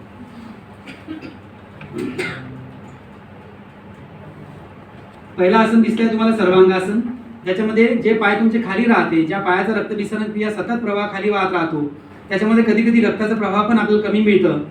हा रक्ताचा प्रवाह चांगला मिळावा, त्याच्यामध्ये रक्तभिसरणाची क्रिया चांगली होत राहावी, रक्त खेळतं राहावं, ह्या सगळ्या गोष्टी जर पाहिल्या तर या आसनामध्ये तुमचे पाय वरती गेले, डोकं खाली आलं.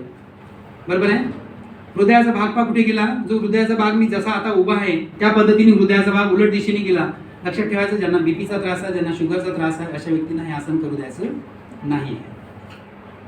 हे सर्वांगासन असं म्हटलं जातं की हे आसन जे आहे ते सर्वांगाचं नियंत्रण करणारच आसन आहे. त्याच्या मागचं रिझन असं आहे की या ठिकाणी दिसतंय तुम्हाला की या ठिकाणी थायरॉइड ग्लँड, पिट्युटरी ग्लँड, ह्या ज्या ग्लँड असते या ग्लँडवर विशेष असा दाब निर्माण होतो. आणि ज्या ठिकाणून थायरॉइड नावाचा द्रव आपल्या इथून संप्रेरकी निर्माण होते, ज्याला आपण संप्रेरकी म्हणतो, थायरॉइडच्या ग्लँडमधून जे आपण द्रव निर्माण होतो, तो द्रव प्रॉपरली वर्क करतो आणि शरीराला नियंत्रित ठेवायचा प्रयत्न करतो. आणि शरीरामध्ये हार्मोन्स जे आहेत ते अत्यंत महत्त्वाचे आहे. हार्मोन्सचा बॅलन्स ठेवणं अत्यंत महत्त्वाचं. हार्मोन्सचा बॅलन्स बिघडला तर महिलांमध्ये किंवा पुरुषांमध्ये बरेचसे चेंजेस येऊ शकतात. तर त्या पद्धतीने दिसतंय तुम्हाला की किती दिसतंय तुम्हाला, कुठे कुठे तो ताण पडताय बघून. हे सगळे लिहिलेलं दिसतंय तुम्हाला. ट्रायसेप जे आहे त्याच्यानंतर इकडे दिसतंय आहे. हे सगळे जे दिसते आहे की या पद्धतीने या सर्वांगासनाचा फायदा आहे. नंतर मग तुम्हाला दिसते आहे की हे हलासन जे आहे, असं म्हटलं जातं की शेतामध्ये हल टाकल्यानंतर जो जमिनीचा भाग भुसभुशीत होतो, तसाच आपल्या पद्धतीने हा पाठीचा जो कणा आहे आपला मागचा आहे, हा वाला, या कण्यावर कधी आपण प्रेशर देत नाही, थोडंसं वागतो, एखाद्या वागतो. पण एखाद्या वेळेस त्याला जर हलासनाची पोच केली की हे सगळे स्नायू आणि पेशी ज्या आखडलेल्या ज्या आहेत त्या मोकळ्या होत्या. आणि त्या मोकळ्या झाल्यामुळे तिथल्या वायुकोशिका आणि प्राणपेशी ज्या आहेत त्या जिवंत राहते आणि त्याचा जास्तीत जास्त फायदा दिसते. हे इथे दिसतंय तुम्हाला. थायरॉइड ग्लँड जे आहे त्या इथे, हा जो आपला चीन आहे ती इथे लागलेली आहे. असा जालंधर मध्ये लागला की ती श्वास घेण्याची क्षमता सुद्धा तुमची वाढते आणि पायाचे स्नायू आणि हे करून पहा तुम्हाला जाणवून की किती फायदा पडतो. हे नंतर त्याच्यामध्ये हाच आसनाचा प्रकार आहे. त्याच्यानंतर तो मत्स्यासनाचा प्रकार दिसत आहे. त्याच्यामध्ये फिश पोज दिसते आहे. जे तुम्ही 2 आसनं केले, सर्वांगासन आणि हलासन, या आसनाचा विरुद्ध आसन दिसते आहे तुम्हाला. ऍक्शन आणि रिॲक्शन दोन्ही व्हायला पाहिजे आसन करताना, एवढं लक्षात ठेवा. एकसारखेच जर तुम्ही आसन केले तर काही दिवसांनी त्याचा तुम्हाला त्रास होऊ शकते. या मत्स्यासनामध्ये तुम्हाला दिसतंय की जे मान इथे लागलेली आहे ते मान आता पहा इथे उलट्या दिशेने दिसते आहे. या दोन्ही ग्लँडला ऍक्टिव्हेट करायचा प्रयत्न करतो. आणि विशेष म्हणजे असं म्हटलं जातं की मुलं जर हे छोटं आसन करत असेल या ठिकाणी आपला छोटा तल्लक बुद्धीचा जो भाग आहे तो ऍक्टिव्हेट होतो आणि एकाग्रता वाढते. स्टुडंट करता अत्यंत महत्त्वाचं आसन आहे असं म्हटलं जातं. या पद्धतीने दिसतंय. इथे कर्व आला, चेस्टला दिसतंय तुम्हाला कशा पद्धतीने दिसतंय. हे सगळे फायदे जे आहेत प्रॅक्टिकली जर केले तर तुम्हाला जास्तीत जास्त फायदा होईल. हे नौकासन दिसते आहे. पोटाचे ॲप्स कमी, पोटाचे ॲप्स दिसत आहे तुम्हाला. चरबी कमी करण्याकरता अत्यंत महत्त्वाचं आसन. त्याच्यानंतर पायाचे जे स्नायू आहेत त्या पायाच्या स्नायूला रक्तभिसरण क्रिया चांगले ठेवायला मजबूत करण्याकरता पाठीचा कण याने चांगलं राहतं, बॅलन्स राहतं. ह्या दिसतंय तुम्हाला कशा पद्धतीने, आणि हे चक्रासन दिसतंय. हे उलट जर पोज करतो आपण सहजासहजी, कधीही शरीर पद्धतीने उठून बसतो तरी सरळच बसतो आपण, आणि कधीही सरळ सरळ असं उलट होत नाही. याला जर असं बेंडिंग केलं तर दिसतंय तुम्हाला की हे एवढं मोठं बेंडिंग केल्यानंतर इथे केवढा मोठा ताण पडते आहे. पाठीचा कणा कसा वाकलेला आहे. त्याच्यानंतर ह्या सगळ्या मसल जे आहे, डेल्टॉइड मसल, ट्रायसेप मसल वगैरे जे आहे, त्या मसल्स मजबूत होतात. हे दंड जे आहे ते चांगले दिसतात. आणि ह्या सगळ्या गोष्टी जर तुम्ही करत असाल तर मोठ्या मुश्किल तुम्हाला 1 तास लागेल, जास्तीत जास्त. काहीही करायची खूप मोठी गरज नाही आहे. सकाळच्या वेळी जर केलं तर 15 दिवस करून पहा आणि 15 दिवसानंतर अनुभव घ्या की याचा किती फायदा होते, किती फायदा नाही होत. हे पवनमुक्त आसन आहे. शरीरामध्ये 5 प्रकारचे पंचप्राण आपल्या शरीरामध्ये काम करत राहतं. प्राणपान, व्यान, उद्दान, समान. प्राण जो आहे तो शरीराशी इथनं नासिका मार्गापर्यंत काम करतो. उदान अपान वायू जो आहे तो आपल्या शरीराच्या नाभीपासून तर गुदद्वारापर्यंतचं काम करतो. जोपर्यंत शरीरामध्ये एखाद्या वेळेस गॅस्ट्रिक प्रॉब्लेम असला तर होऊ शकते की त्याला अटॅक आल्यासारखं जाणवते आणि एखाद्या वेळेस गावल्यासारखं होऊ शकते. मग डॉक्टर सांगते की गॅस्ट्रिक प्रॉब्लेम तर गॅसेस जमा झाल्या होत्या म्हणून त्याला त्रास झाला. ह्या गॅस्ट्रिक प्रॉब्लेम जर एखाद्या वेळेस असला तर पवनमुक्त आसन नावाचं आहे. जी पवन आहे त्याला बाहेर काढण्याचं प्रमाण जे आहे ते या आसनामधून होते. याला पवनमुक्त आसन म्हटलं जाते. भुजंगासन दिसते आहे, कोब्रा पोज. ऐकायला येते, समजते ना, जास्त फास्ट नाही होत ना. हे कोब्रा पोज आहे, दिसते तुम्हाला. ते कोब्रा पोज मध्ये हे पाठीचा बरगड्या जे आहे तर चांगला ठेवायचा प्रयत्न करते. या काफ मसल, या थाईस मसल, या बटकचा भाग याला व्यवस्थित ठेवते, याला सुडल बनवते. आणि या ठिकाणून जेव्हा ताण पडतो या ठिकाणचे आंतरिंद्रिय जे आहे ते स्वस्थ राहते आणि पाचन क्रिया पण चांगली राहते. हे हे प्रोन पोझिशन मध्ये नौकासन आहे. ज्या पद्धतीने त्या पद्धतीने हे ऍक्च्युली शलभासन आहे. याला थोडंसं समोर हात काढले असतं तर नौकांतच दिसलं. तर याचे पण फायदे, जे धनुरासन तुम्ही इथं भुजंगासन केलं तर त्याच्या अगेन्स्ट मध्ये पोज आहे की या पोजला जर केलं तर जे मसल इथे ताणले गेलेले होते, हे जे मसल इथे ताणले गेले होते, हेच मसल याला वरती व्यवस्थित करायचा प्रयत्न करतो, सेटअप करायचा प्रयत्न करतो. त्यांना एखाद्याला प्राथमिक लेवलचा जर सायटिका असेल तर त्यांना जर थेरपी 1 महिन्याची केली तर सहजासहजी कमरेचं दुखणं पण एखाद्या वेळेस हळूहळू कमी होऊ शकतं. हे धनुरासन दिसतंय, बो पोज. त्याच्यामध्ये पायावर जो मांडीवर ताण पडतो, तुम्ही बसले आहात आता, एखाद्या वेळेस घरी जा आणि धनुरासन करून पहा आणि मांडीला ओढून पहा वरच्या साईडनी, आणि मग तुम्हाला कळेल की कशा पद्धतीने हे आसन करताय बा म्हणून. हे दिसतंय तुम्हाला मयूरासन. विष पचवायची ताकद जे आहे ते मयूरमध्ये आहे असं म्हटलं गेलं आहे. बरोबर आहे. सापाला पण उचलायचा प्रयत्न करतो मयूर, आहे ना. मग दिसतंय तुम्हाला तर या ठिकाणी जे आपल्या विषाच्या ग्रंथी असते म्हणा, की आपल्या शरीरामध्ये काही जे विष निर्माण होतं त्याला बाहेर काढण्याचं काम मयूरासन करतं. या ठिकाणी पोटावर दाब निर्माण होतो, पोट व्यवस्थित राहते, पोटाचे हात व्यवस्थित राहते. हे जानुशिरासन दिसतंय तुम्हाला की पाठीच्या कण्याला कसं समोर वाकवायचं आणि पाठीचा कणा कसा लवचिक करायचा. हा जर तुम्ही एखाद्या वेळेस एखाद्याला बसा इथे आणि 2 मिनिटं मला एखाद्या वेळेस करून दाखवा, तुम्हाला सहजासहजी हे आसन होणार नाही. तुम्ही म्हणाल की सर आता वाकणं शक्य नाही कारण की आमचा पाय तुटते की काय असं वाटेल करून. इतकं हे जे आहे या आसनामध्ये तुम्हाला या आसनाचे फायदे होऊ शकते.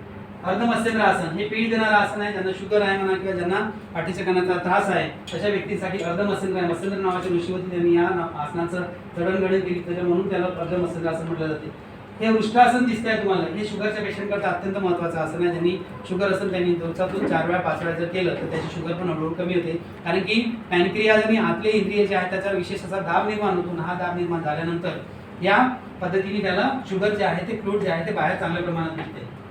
यानंतर हे उष्टासन दिसते आहे. उंटासारखी मान दिसते म्हणून याला उष्टासन म्हटलं जाते. दिसतंय तुम्हाला केवढा ताण पडते आहे. मागच्या साईडनी मान आली, इथे हात आले. हे करून पहा आणि मग कळेल तुम्हाला कशा पद्धतीने करते. या पद्धतीने पश्चिमोत्तानासन हे असं म्हटलं जाते की शरीराचा आपला जो भाग आहे तो पूर्व भाग म्हटलं जाते, फ्रंट म्हटलं जाते, आणि मागच्या भागाला पश्चिमोत्तानास म्हटलं जाते. ज्यावेळेस मागच्या भागावर ताण पडतो त्यावेळेस त्याची व्याख्या बनते पश्चिमोत्तानासाची. हे असं कोणी असेल तर मला एखाद्या वेळेस करून दाखवू शकतो, असं होईल कोणाचं? सुवर्ण होते ना. काही जणांचं होऊन जाईल एखाद्या वेळेस, पण काही जणांना एखाद्या वेळेस काही पण नाही होणार, नुसते बोटं पण पकडणं होणार. आलं लक्षात. हे दिसते आहे तुम्हाला की ते मंडूक आसन दिसते आहे. एक जसं बेडूक असते तसा आकार दिसते आणि शुगर करता अत्यंत महत्त्वाचं आसन आहे. नंतर हे त्रिकोणासन दिसते आहे पायाकरता अत्यंत महत्त्वाचं आसन. वृक्षासन हे दिसते आहे तुम्हाला. वृक्षासन ट्रिपोज आणि कॉन्सन्ट्रेशन वाढतं. वृक्ष जसा शांत असते, सगळ्यांना बिलकुल ऑक्सिजन द्यायचा प्रयत्न करतो आणि तुम्ही त्याच्या झाडाच्या सावलीखाली गाय गेली काय, म्हैस गेली काय, साप गेली काय, मानव गेला तर तो शांत चित्ताने तुम्हाला काहीही करत नाही. त्या पद्धतीने माणसाचं व्यक्तिमत्व असावं, शांत असावं, अशा पद्धतीने जर आपण केलं तर त्याचा जास्तीत जास्त फायदा होतो. हे वीरासन, वीरासनासारखी पोच दिसते, शौर्य ज्याला म्हणतो आपण, ते तुमच्या मनामध्ये यायला पाहिजे म्हणा किंवा शरीरामध्ये व्हायला पाहिजे, त्याला वीरासन म्हटलं जाते. हे ताडासन, या ताडासनामध्ये पायाच्या अंगठ्यापासून तर हाताच्या अंगठ्यापर्यंत सगळ्या नसनांना ओढल्या जाते. त्यांनी एक वेळा झोपायच्या आधी आणि झोपल्यावर उठतो जेव्हा आपण, त्यावेळेस हे आसन करा. शरीराच्या सगळ्या मसल ज्या आहेत त्या हळूहळू पूर्णपणे रिलॅक्स होतील. विद्यार्थ्यांकरता अत्यंत महत्त्वाचं आसन आणि उंची वाढवण्यासाठी अत्यंत महत्त्वाचं असं आसन आहे. हे पण उंची वाढवण्यासाठी अत्यंत महत्त्वाचं आहे. हे प्राणायाम आहे काही नागरिक प्राणायाम दिसतंय तुम्हाला. हे प्राणायाम तुम्हाला दोन्हीही अत्यंत महत्त्वाचं आहे. या पद्धतीने डोळे बंद करायचे, इथे कान बंद करायचे आहे, बाहेरून येणारा सगळा आवाज बंद झाला पाहिजे. एक वेळा क्लास जेव्हा सुरू करता त्यावेळेस एखाद्या टीचरला सांगा की सर आम्हाला भांबरी आणि ओंकार करा, 5 वेळा भांबरी आणि 5 वेळा ओंकार, किंवा 11 वेळा ओंकार आणि 11 वेळा भांबरी करा. मन पहा कसं शांत राहते ते, आणि बीपीची पण मात्रा कमी होते, मन शांत होते, एकाग्रता वाढते, आणि हा जो फायदा आहे हा जास्तीत जास्त फायदा तुम्हाला इथे मिळतो. या पद्धतीने जे आहे योगासनामध्ये म्हणा किंवा व्यायामामध्ये जे आहे, तो योगासनाच्या याच्यात माध्यमातून म्हणा की व्यायामाच्या माध्यमातून तुम्हाला जर आपलं शरीर खरोखरच चांगलं ठेवायचं असेल तर कुठं ना कुठं काही ना काहीतरी करायला पाहिजे. जर नाही केलं तर तुमचं शरीर आहे, तुम्हाला ते टिकवायचं आहे, कसं टिकवायचं हे तुम्हाला माहीत नाही. तर आज इथे बोलवलं हा सगळ्यात महत्त्वाचा भाग होता की आरोग्याचा तंत्र आणि मंत्र या फिजिकल एज्युकेशनमध्ये असताना ह्या सगळ्या गोष्टी मुलांना सांगावं लागते, करावं लागतं. आज जवळपास कॉलेजमध्ये जी आहे ते एम्प्लॉयमेंटची परिस्थिती जी आहे ते खूप शून्य आहे, कारण की मीच माझ्या प्रोफेशनविषयी चूक बोलायला नाही पाहिजे की ॲक्च्युली आमच्यासारखा टीचर तुम्हाला एक चांगली दिशा दाखवू शकतो, नाही तर विद्यार्थ्यांची दशा पण करू शकतो. आधीचा काळ जो होता टीचरचा तो वेगळ्या पद्धतीचा होता. आता तुम्हाला माहीत आहे की पिरियडमध्ये किती पोरं बसतात, किती येतात, जे जिनियस आहेत ते बसतात. कोणताच असा स्टुडंट नाही की टीचरजवळ गेला आणि चला सर आमचं पिरियड खाली आम्हाला शिकवायला चला असं पण म्हणायला तयार नाही आहे पोरं. त्यांना माहीत आहे आणि आमचे गलेलट्ट पगार आहे, त्याच्यामुळं आम्हालाही असं वाटतं की विद्यार्थ्याला दिलं ना करून घेईल, पास त्याला वाजाय तो पास बसेल. आणि हे सगळ्यात महत्त्वाचं लक्षात ठेवायचं की टीचर जोपर्यंत तुम्हाला चांगलं मार्गदर्शन करणार नाही तोपर्यंत तुमच्या आयुष्यात सहजासहजी तुम्हाला चांगल्या गोष्टी कळणार नाही. अशा कितीतरी गोष्टी आम्ही तुम्हाला सांगतो की ज्या आयुष्यात तुम्हाला ग्रहण करणं म्हणा किंवा एक तुम्ही BAचे विद्यार्थी असं नाही ते काही. त्या दिवशी मला वाटतं मी काहीतरी गोष्ट सांगितली कॉलेजमध्ये. आमच्या इथे जो आमच्यासोबतचा जो माझा मित्र आहे, ज्युनियर माझा स्टुडंट आहे, तो आता लागलेला आहे. एका मुलीने BA करायसाठी बोस्टनला ॲडमिशन घेतली, BAला. कशाला? BAला बोस्टन युनिव्हर्सिटी, ऑक्सफर्ड आणि बोस्टन युनिव्हर्सिटी जगातल्या टॉपमोस्ट युनिव्हर्सिटी मानल्या जातात. 45 लाख रुपये फी दिली. किती? 45 लाख रुपये फी दिली. BA करायची 4 वर्षाची. 45 1,80,000 रुपये. त्या मुलीचा इंटरव्ह्यू चालला 4 दिवस फक्त ॲडमिशनसाठी. वर्ल्डच्या टॉपमोस्ट पोरी, ती पोरगी जी होती ती 12वीला असतानाच इंडियन एक्सप्रेस, टाइम्स ऑफ इंडियामध्ये आर्टिकल लिहायची. तिचं BA पार्ट 1ला जायच्या आधीच एक पुस्तक पब्लिश झालेलं आहे. एक्स्ट्रा करिक्युलर तुमचं हे हुशारी प्लस एक्स्ट्रा करिक्युलर तुमच्यामध्ये काय आहे त्या बोस्टनच्या युनिव्हर्सिटीमध्ये पाहायला गेलं. पर्सेंटेजला व्हॅल्यू कमी केली गेली तर एक्स्ट्रा करिक्युलरमध्ये तुम्ही काय केलं आहे, तुम्ही खेळले आहे का, तुम्ही NCC झाले आहे का, तुम्ही कुठे आर्टिकल लिहित आहे का, तुम्ही कुठे पार्टिसिपेट झाले आहे का, तुम्ही डान्समध्ये आहे का, तुम्ही काही मिळवलं आहे का, ह्या सगळ्या गोष्टी त्या ठिकाणी पाहायला गेल्या. आणि त्या ठिकाणी पाहायला गेल्यानंतर त्या मुलीचा एक दिवस शेवटचा दिवसा इंटरव्ह्यू झाला. सकाळी 10ला सुरू झालेला इंटरव्ह्यू सायंकाळी 4ला संपला. IPSचा पण इंटरव्ह्यू होत नाही आपल्या तेव्हा. मोठ्या मुश्किलनं 30 ते 35 मिनिटामध्ये IPSचा इंटरव्ह्यू संपला. 10 वाजतापासून इंटरव्ह्यू सुरू झाला, तो 4 वाजेपर्यंत चालला. आणि त्या मुलीचं जेव्हा सिलेक्शन झालं, ते सिलेक्शन झालं म्हणजे संपलं, वारे नारेच झाले. फायनल झाल्यानंतर त्या पोरीचं प्लेसमेंट झालं आहे. त्या पोरीला प्लेसमेंटमध्ये 60 लाख रुपयाचं पॅकेज आहे. थोडासा पैसा खर्च केला, थोडीशी मेहनत केली, 60 लाख रुपयाचं पॅकेज. 5 लाख रुपये महिना आमचाही नाही आहे. नवल, तुम्ही जेवढे जिनियस राहाल ना, जेवढे तुम्ही झोकून द्या तेवढा तुमचा फायदा होईल, एवढं लक्षात घ्या. मी मगाशीच सांगितलं की याच वर्गात बसून मी 10वीची परीक्षा दिली आहे आणि 2 वेळा 10वीला नापास पण झाला आहे. एक वेळा मग ठरवलं आपलं डोकं काही तेवढं चालत नाही, एक वेळा मॅथमॅटिक्स काढला त्याच्यात 76 मार्क आहे आणि मग ॲन्युअलला काहीतरी इंग्लिश काढला ते इकडून तिकडून थोडंसं पाहिलं असेल त्याच्यात 52 मार्क आहे. अजूनही मार्कशीट 10वीच्या माझ्याजवळ ठेवले आहे. मला नेहमी आठवण येते की आपण हे सगळं कमावलं आहे. हे कुठंतरी एक ध्यास पाहिजे म्हणा किंवा कुठेतरी एक काहीतरी पाहिजे, त्याच्याशिवाय सहजासहजी हे शक्य नाही, एवढं लक्षात ठेवा. खेळाडू जरी असेल तरी तो पागल पाहिजे. साधी व्याख्या आहे हे. बेवड्याची सवय माहिती आहे तुम्हाला, दुकान उघडायच्या आधी सकाळी 5 वाजता जाऊन उभा राहते. कशाचा ध्यास आहे त्याला की मी जोपर्यंत पोटात टाकणार नाही तोपर्यंत समोरचे कार्यक्रम मी करणार नाही. बरोबर आहे. तुमचाही ध्यास तसाच पाहिजे की जोपर्यंत मला माझं ठरलेलं जोपर्यंत मिळणार नाही तोपर्यंत मी माझा ध्यास सोडणार नाही. हे जर जिथं तुमच्या मनामध्ये असेल तर तुम्हाला हे सहजासहजी मिळू शकतं. मी पण खूप हुशार नव्हतो. मला 49% आहे, 12वीला 52% आहे आणि BComला 49% आहे. आणि 49% सोबत साथ दिली मला माझ्या सर्टिफिकेटनी. ज्यांचे 67 न 68% वर BEdला नंबर नव्हते लागले तो रिझर्व्ह कोट्यामध्ये मी स्पोर्ट्स कोट्यामध्ये माझी ॲडमिशन झाली आणि स्पोर्ट्स कोट्यामध्ये ॲडमिशन झाल्यानंतर मला त्या BEdला जावं लागलं म्हणा किंवा मी BEd केलं. मग माझ्यापेक्षा तो 67 कमावणारा चांगला होता की मी चांगलो होतो? बरोबर आहे ना. त्याच्या एज्युकेशनचा त्याचा किती फायदा झाला मला माहीत नाही, पण मला जेव्हा एखाद्या वेळेस 49+ माझं स्पोर्ट कोट्यात रिझर्वेशन झालं त्या रिझर्वेशनच्या सर्टिफिकेटच्या भरोशावर मला ॲडमिशन मिळाली आणि आज या टीचरकडे आलो. आणि टीचरकडे आल्यानंतर कणाला खळा ज्या कॉलेजमध्ये ज्या वर्गात बसत होतो त्या अजूनही डेस्क बेंच तशीच आहे त्या कॉलेजचे, नगरा कॉलेजचे, इथे मी बसत होतो. कानाला खळायला लावलं होतं की टीचर होणार नाही, पण आईला जास्त टीचर व्हावं लागलं आणि मग सगळे आपल्यामध्ये बदल घालवले. मला वाटते जवळपास नॅक नावाची जी कमिटी आली त्या कमिटीमध्ये आता ज्या कमिटीमध्ये जे नावाचा उल्लेख केला गेला तर 3 डिपार्टमेंट सगळ्यात चांगले नबीरा कॉलेजमध्ये आहे. त्याच्यासोबत आणखी 2-3 डिपार्टमेंट आहेत. त्याच्यामध्ये गेम डिपार्टमेंटची पण तारीफ झाली. 4 वर्षामध्ये मला 27 चॅम्पियनशिप आहे. 70 कलर होल्डर म्हणजे नॅशनल झालेले पोरं आहे.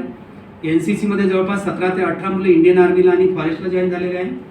आणि त्याच्यानंतर योगासनामध्ये सरांना माहीत आहे की जवळपास 250च्या जवळजवळ आतापर्यंत आपण टीचर झाल्या. 23 टीचर आपल्या यावर्षी ॲडमिशन घेत आहे. तो एक मात्र कोर्स आहे आपण जो चालवतो आहे ज्याच्यामुळे टीचर घडते आहे आणि त्यांना पण काही जणांना जॉब मिळालेले आहे. सगळ्यात महत्त्वाचा सांगण्यासारखा उद्देश आहे की जोपर्यंत मिळत नाही तोपर्यंत थांबू नका. एक वेळा मिळाले ना मस्त मग आला शान 15 दिवस झोपा नाही तर 2 महिने झोपा. मग बढिया गाड्या घ्या, गाड्या घेऊन फिरा, जसा वाटते तसा पैसा खर्च करा. पण आजच्या परिस्थितीमध्ये तुम्हाला मोजकी परिस्थिती आहे तुमची. जो पण पैसा खर्च करत असाल तो शिक्षणावर, पुस्तकावर, आपल्या स्वतःवर खर्च करायचा प्रयत्न करा. आईवडील तुमच्याकडे आशा लावून बसलेले आहे. त्यांचं काहीतरी स्वप्न आहे की तुम्हाला काहीतरी मिळालं पाहिजे. बरोबर आहे ना. जर तुम्ही काही मिळवलं नाही तर काहीच फायदा नाही आहे. आज वर्गामध्ये मुलींची संख्या जास्त दिसते आहे. तुमच्याकडे पण पाहून आईवडिलांची आशा जास्त आहे. 2-3 वर्षात तुम्हाला काही मिळालं नाही तर लग्न केल्याशिवाय राहणार नाही, लक्षात ठेवा. बरोबर आहे. आणि मुलांना तर आजच्या कंडिशनमध्ये ती एवढी टफ कंडिशन आहे. एका जागेसाठी किती उभी राहते? 500 ते 1000. हे मला इंडियन आर्मीचे पोरं जाते सर, त्यांच्या नवं वाटते कधी हे पोरं 4 वाजता धावत कसे असेल म्हणून पहाटेच सोडतो म्हणते सर. आणि एका विशेष म्हणजे एका ठिकाणी 25 पोरं सोडायला पाहिजे. त्या एका लेनमध्ये 300 ते 200 पोरं दौडते. त्याच्यात जर 10 जे येते पहिले ते 10 पहिले अलग झाले, बाकी 290 घरी. त्याच्यातही आपल्या काटोलची पोरं पहिल्या नंबरवर, दुसऱ्या नंबरवर हे महत्त्वाचं आहे. सुरुवातीला ज्यांनी संचालन केले त्यांनी म्हटलं अस्तो मा सद्गमय तमसो मा ज्योतिर्गमय मृत्युर्मा अमृतगमय. हे प्रभू आम्हाला असत्याकडून सत्याकडे घेऊन जा, अंधाराकडून उजेडाकडे घेऊन जा, मृत्यूकडून अमरत्वाकडे घेऊन जा. हे तुमच्या मनगटात बळ येणारं म्हणा किंवा तुमची अशी तारुण्यता पाहिजे. ज्या व्यक्तीनं वयाच्या 14व्या वर्षी किल्ले जिंकण्याची सुरुवात केली त्याच्या मनगटात किती ताकद होती, त्याच्या नावाचा आज राज्याभिषेक आहे. तशीच तुमच्या मनगटात ताकद निर्माण हो, तशीच तुम्हाला शक्ती देऊ, तुमचं उदरनिर्वाह, तुमचं कल्याण हो, चांगल्या ठिकाणी जॉब मिळावं, चांगल्या ठिकाणी कुठे ना कुठे तुम्हाला पाय ठेवता आला पाहिजे आणि यशाचं जे आहे ते तुमच्या मागे गमक लागलं पाहिजे. हा महत्त्वाचा उद्देश घेऊन निघायचा आहे. आणि नाव जर गमावलं मग तुम्हाला कळते की कसे लोक तुमच्या मागे धावते, कसे मग समाजातले लोक मागे धावते, ह्या गोष्टी तेव्हाच मिळेल ज्यावेळेसपर्यंत तुमचं काय म्हणते त्याला ध्येय निश्चित नाही आणि टार्गेट अचीव करण्याची जर ताकद नसेल तर मग सहजासहजी हे घडणार नाही. लक्षात ठेवायचं की हे सगळं करत असताना आपलं आरोग्य व्यवस्थित ठेवायचं आहे. काही ना काहीतरी थोडीशी हालचाल करायची आहे म्हणा, किंवा काही ना काहीतरी थोडं बॉडीला द्यायचं आहे, एवढं लक्षात ठेवा. अदरवाईज ते बॉडी आहे कोरोनामध्ये तुम्हाला माहीत आहे की 25 वर्षाची पण गेले, 40ची पण गेले, 60ची पण गेले आणि 70ची पण गेली. असा कोणावर प्रसंग येऊ नये अशी आशा करतो. मला इथं बोलवलं या स्टडी सेंटरच्या माध्यमातून माझ्याजवळ जे काही होतं ते मी द्यायचा प्रयत्न केला. आयुष्यात तुम्हाला यश चिंतितो हेकाडे सर, त्यांचं सर्व ऑर्गनायझेशन, त्यांचा मी आभार व्यक्त करतो आणि मी इथे थांबतो. धन्यवाद.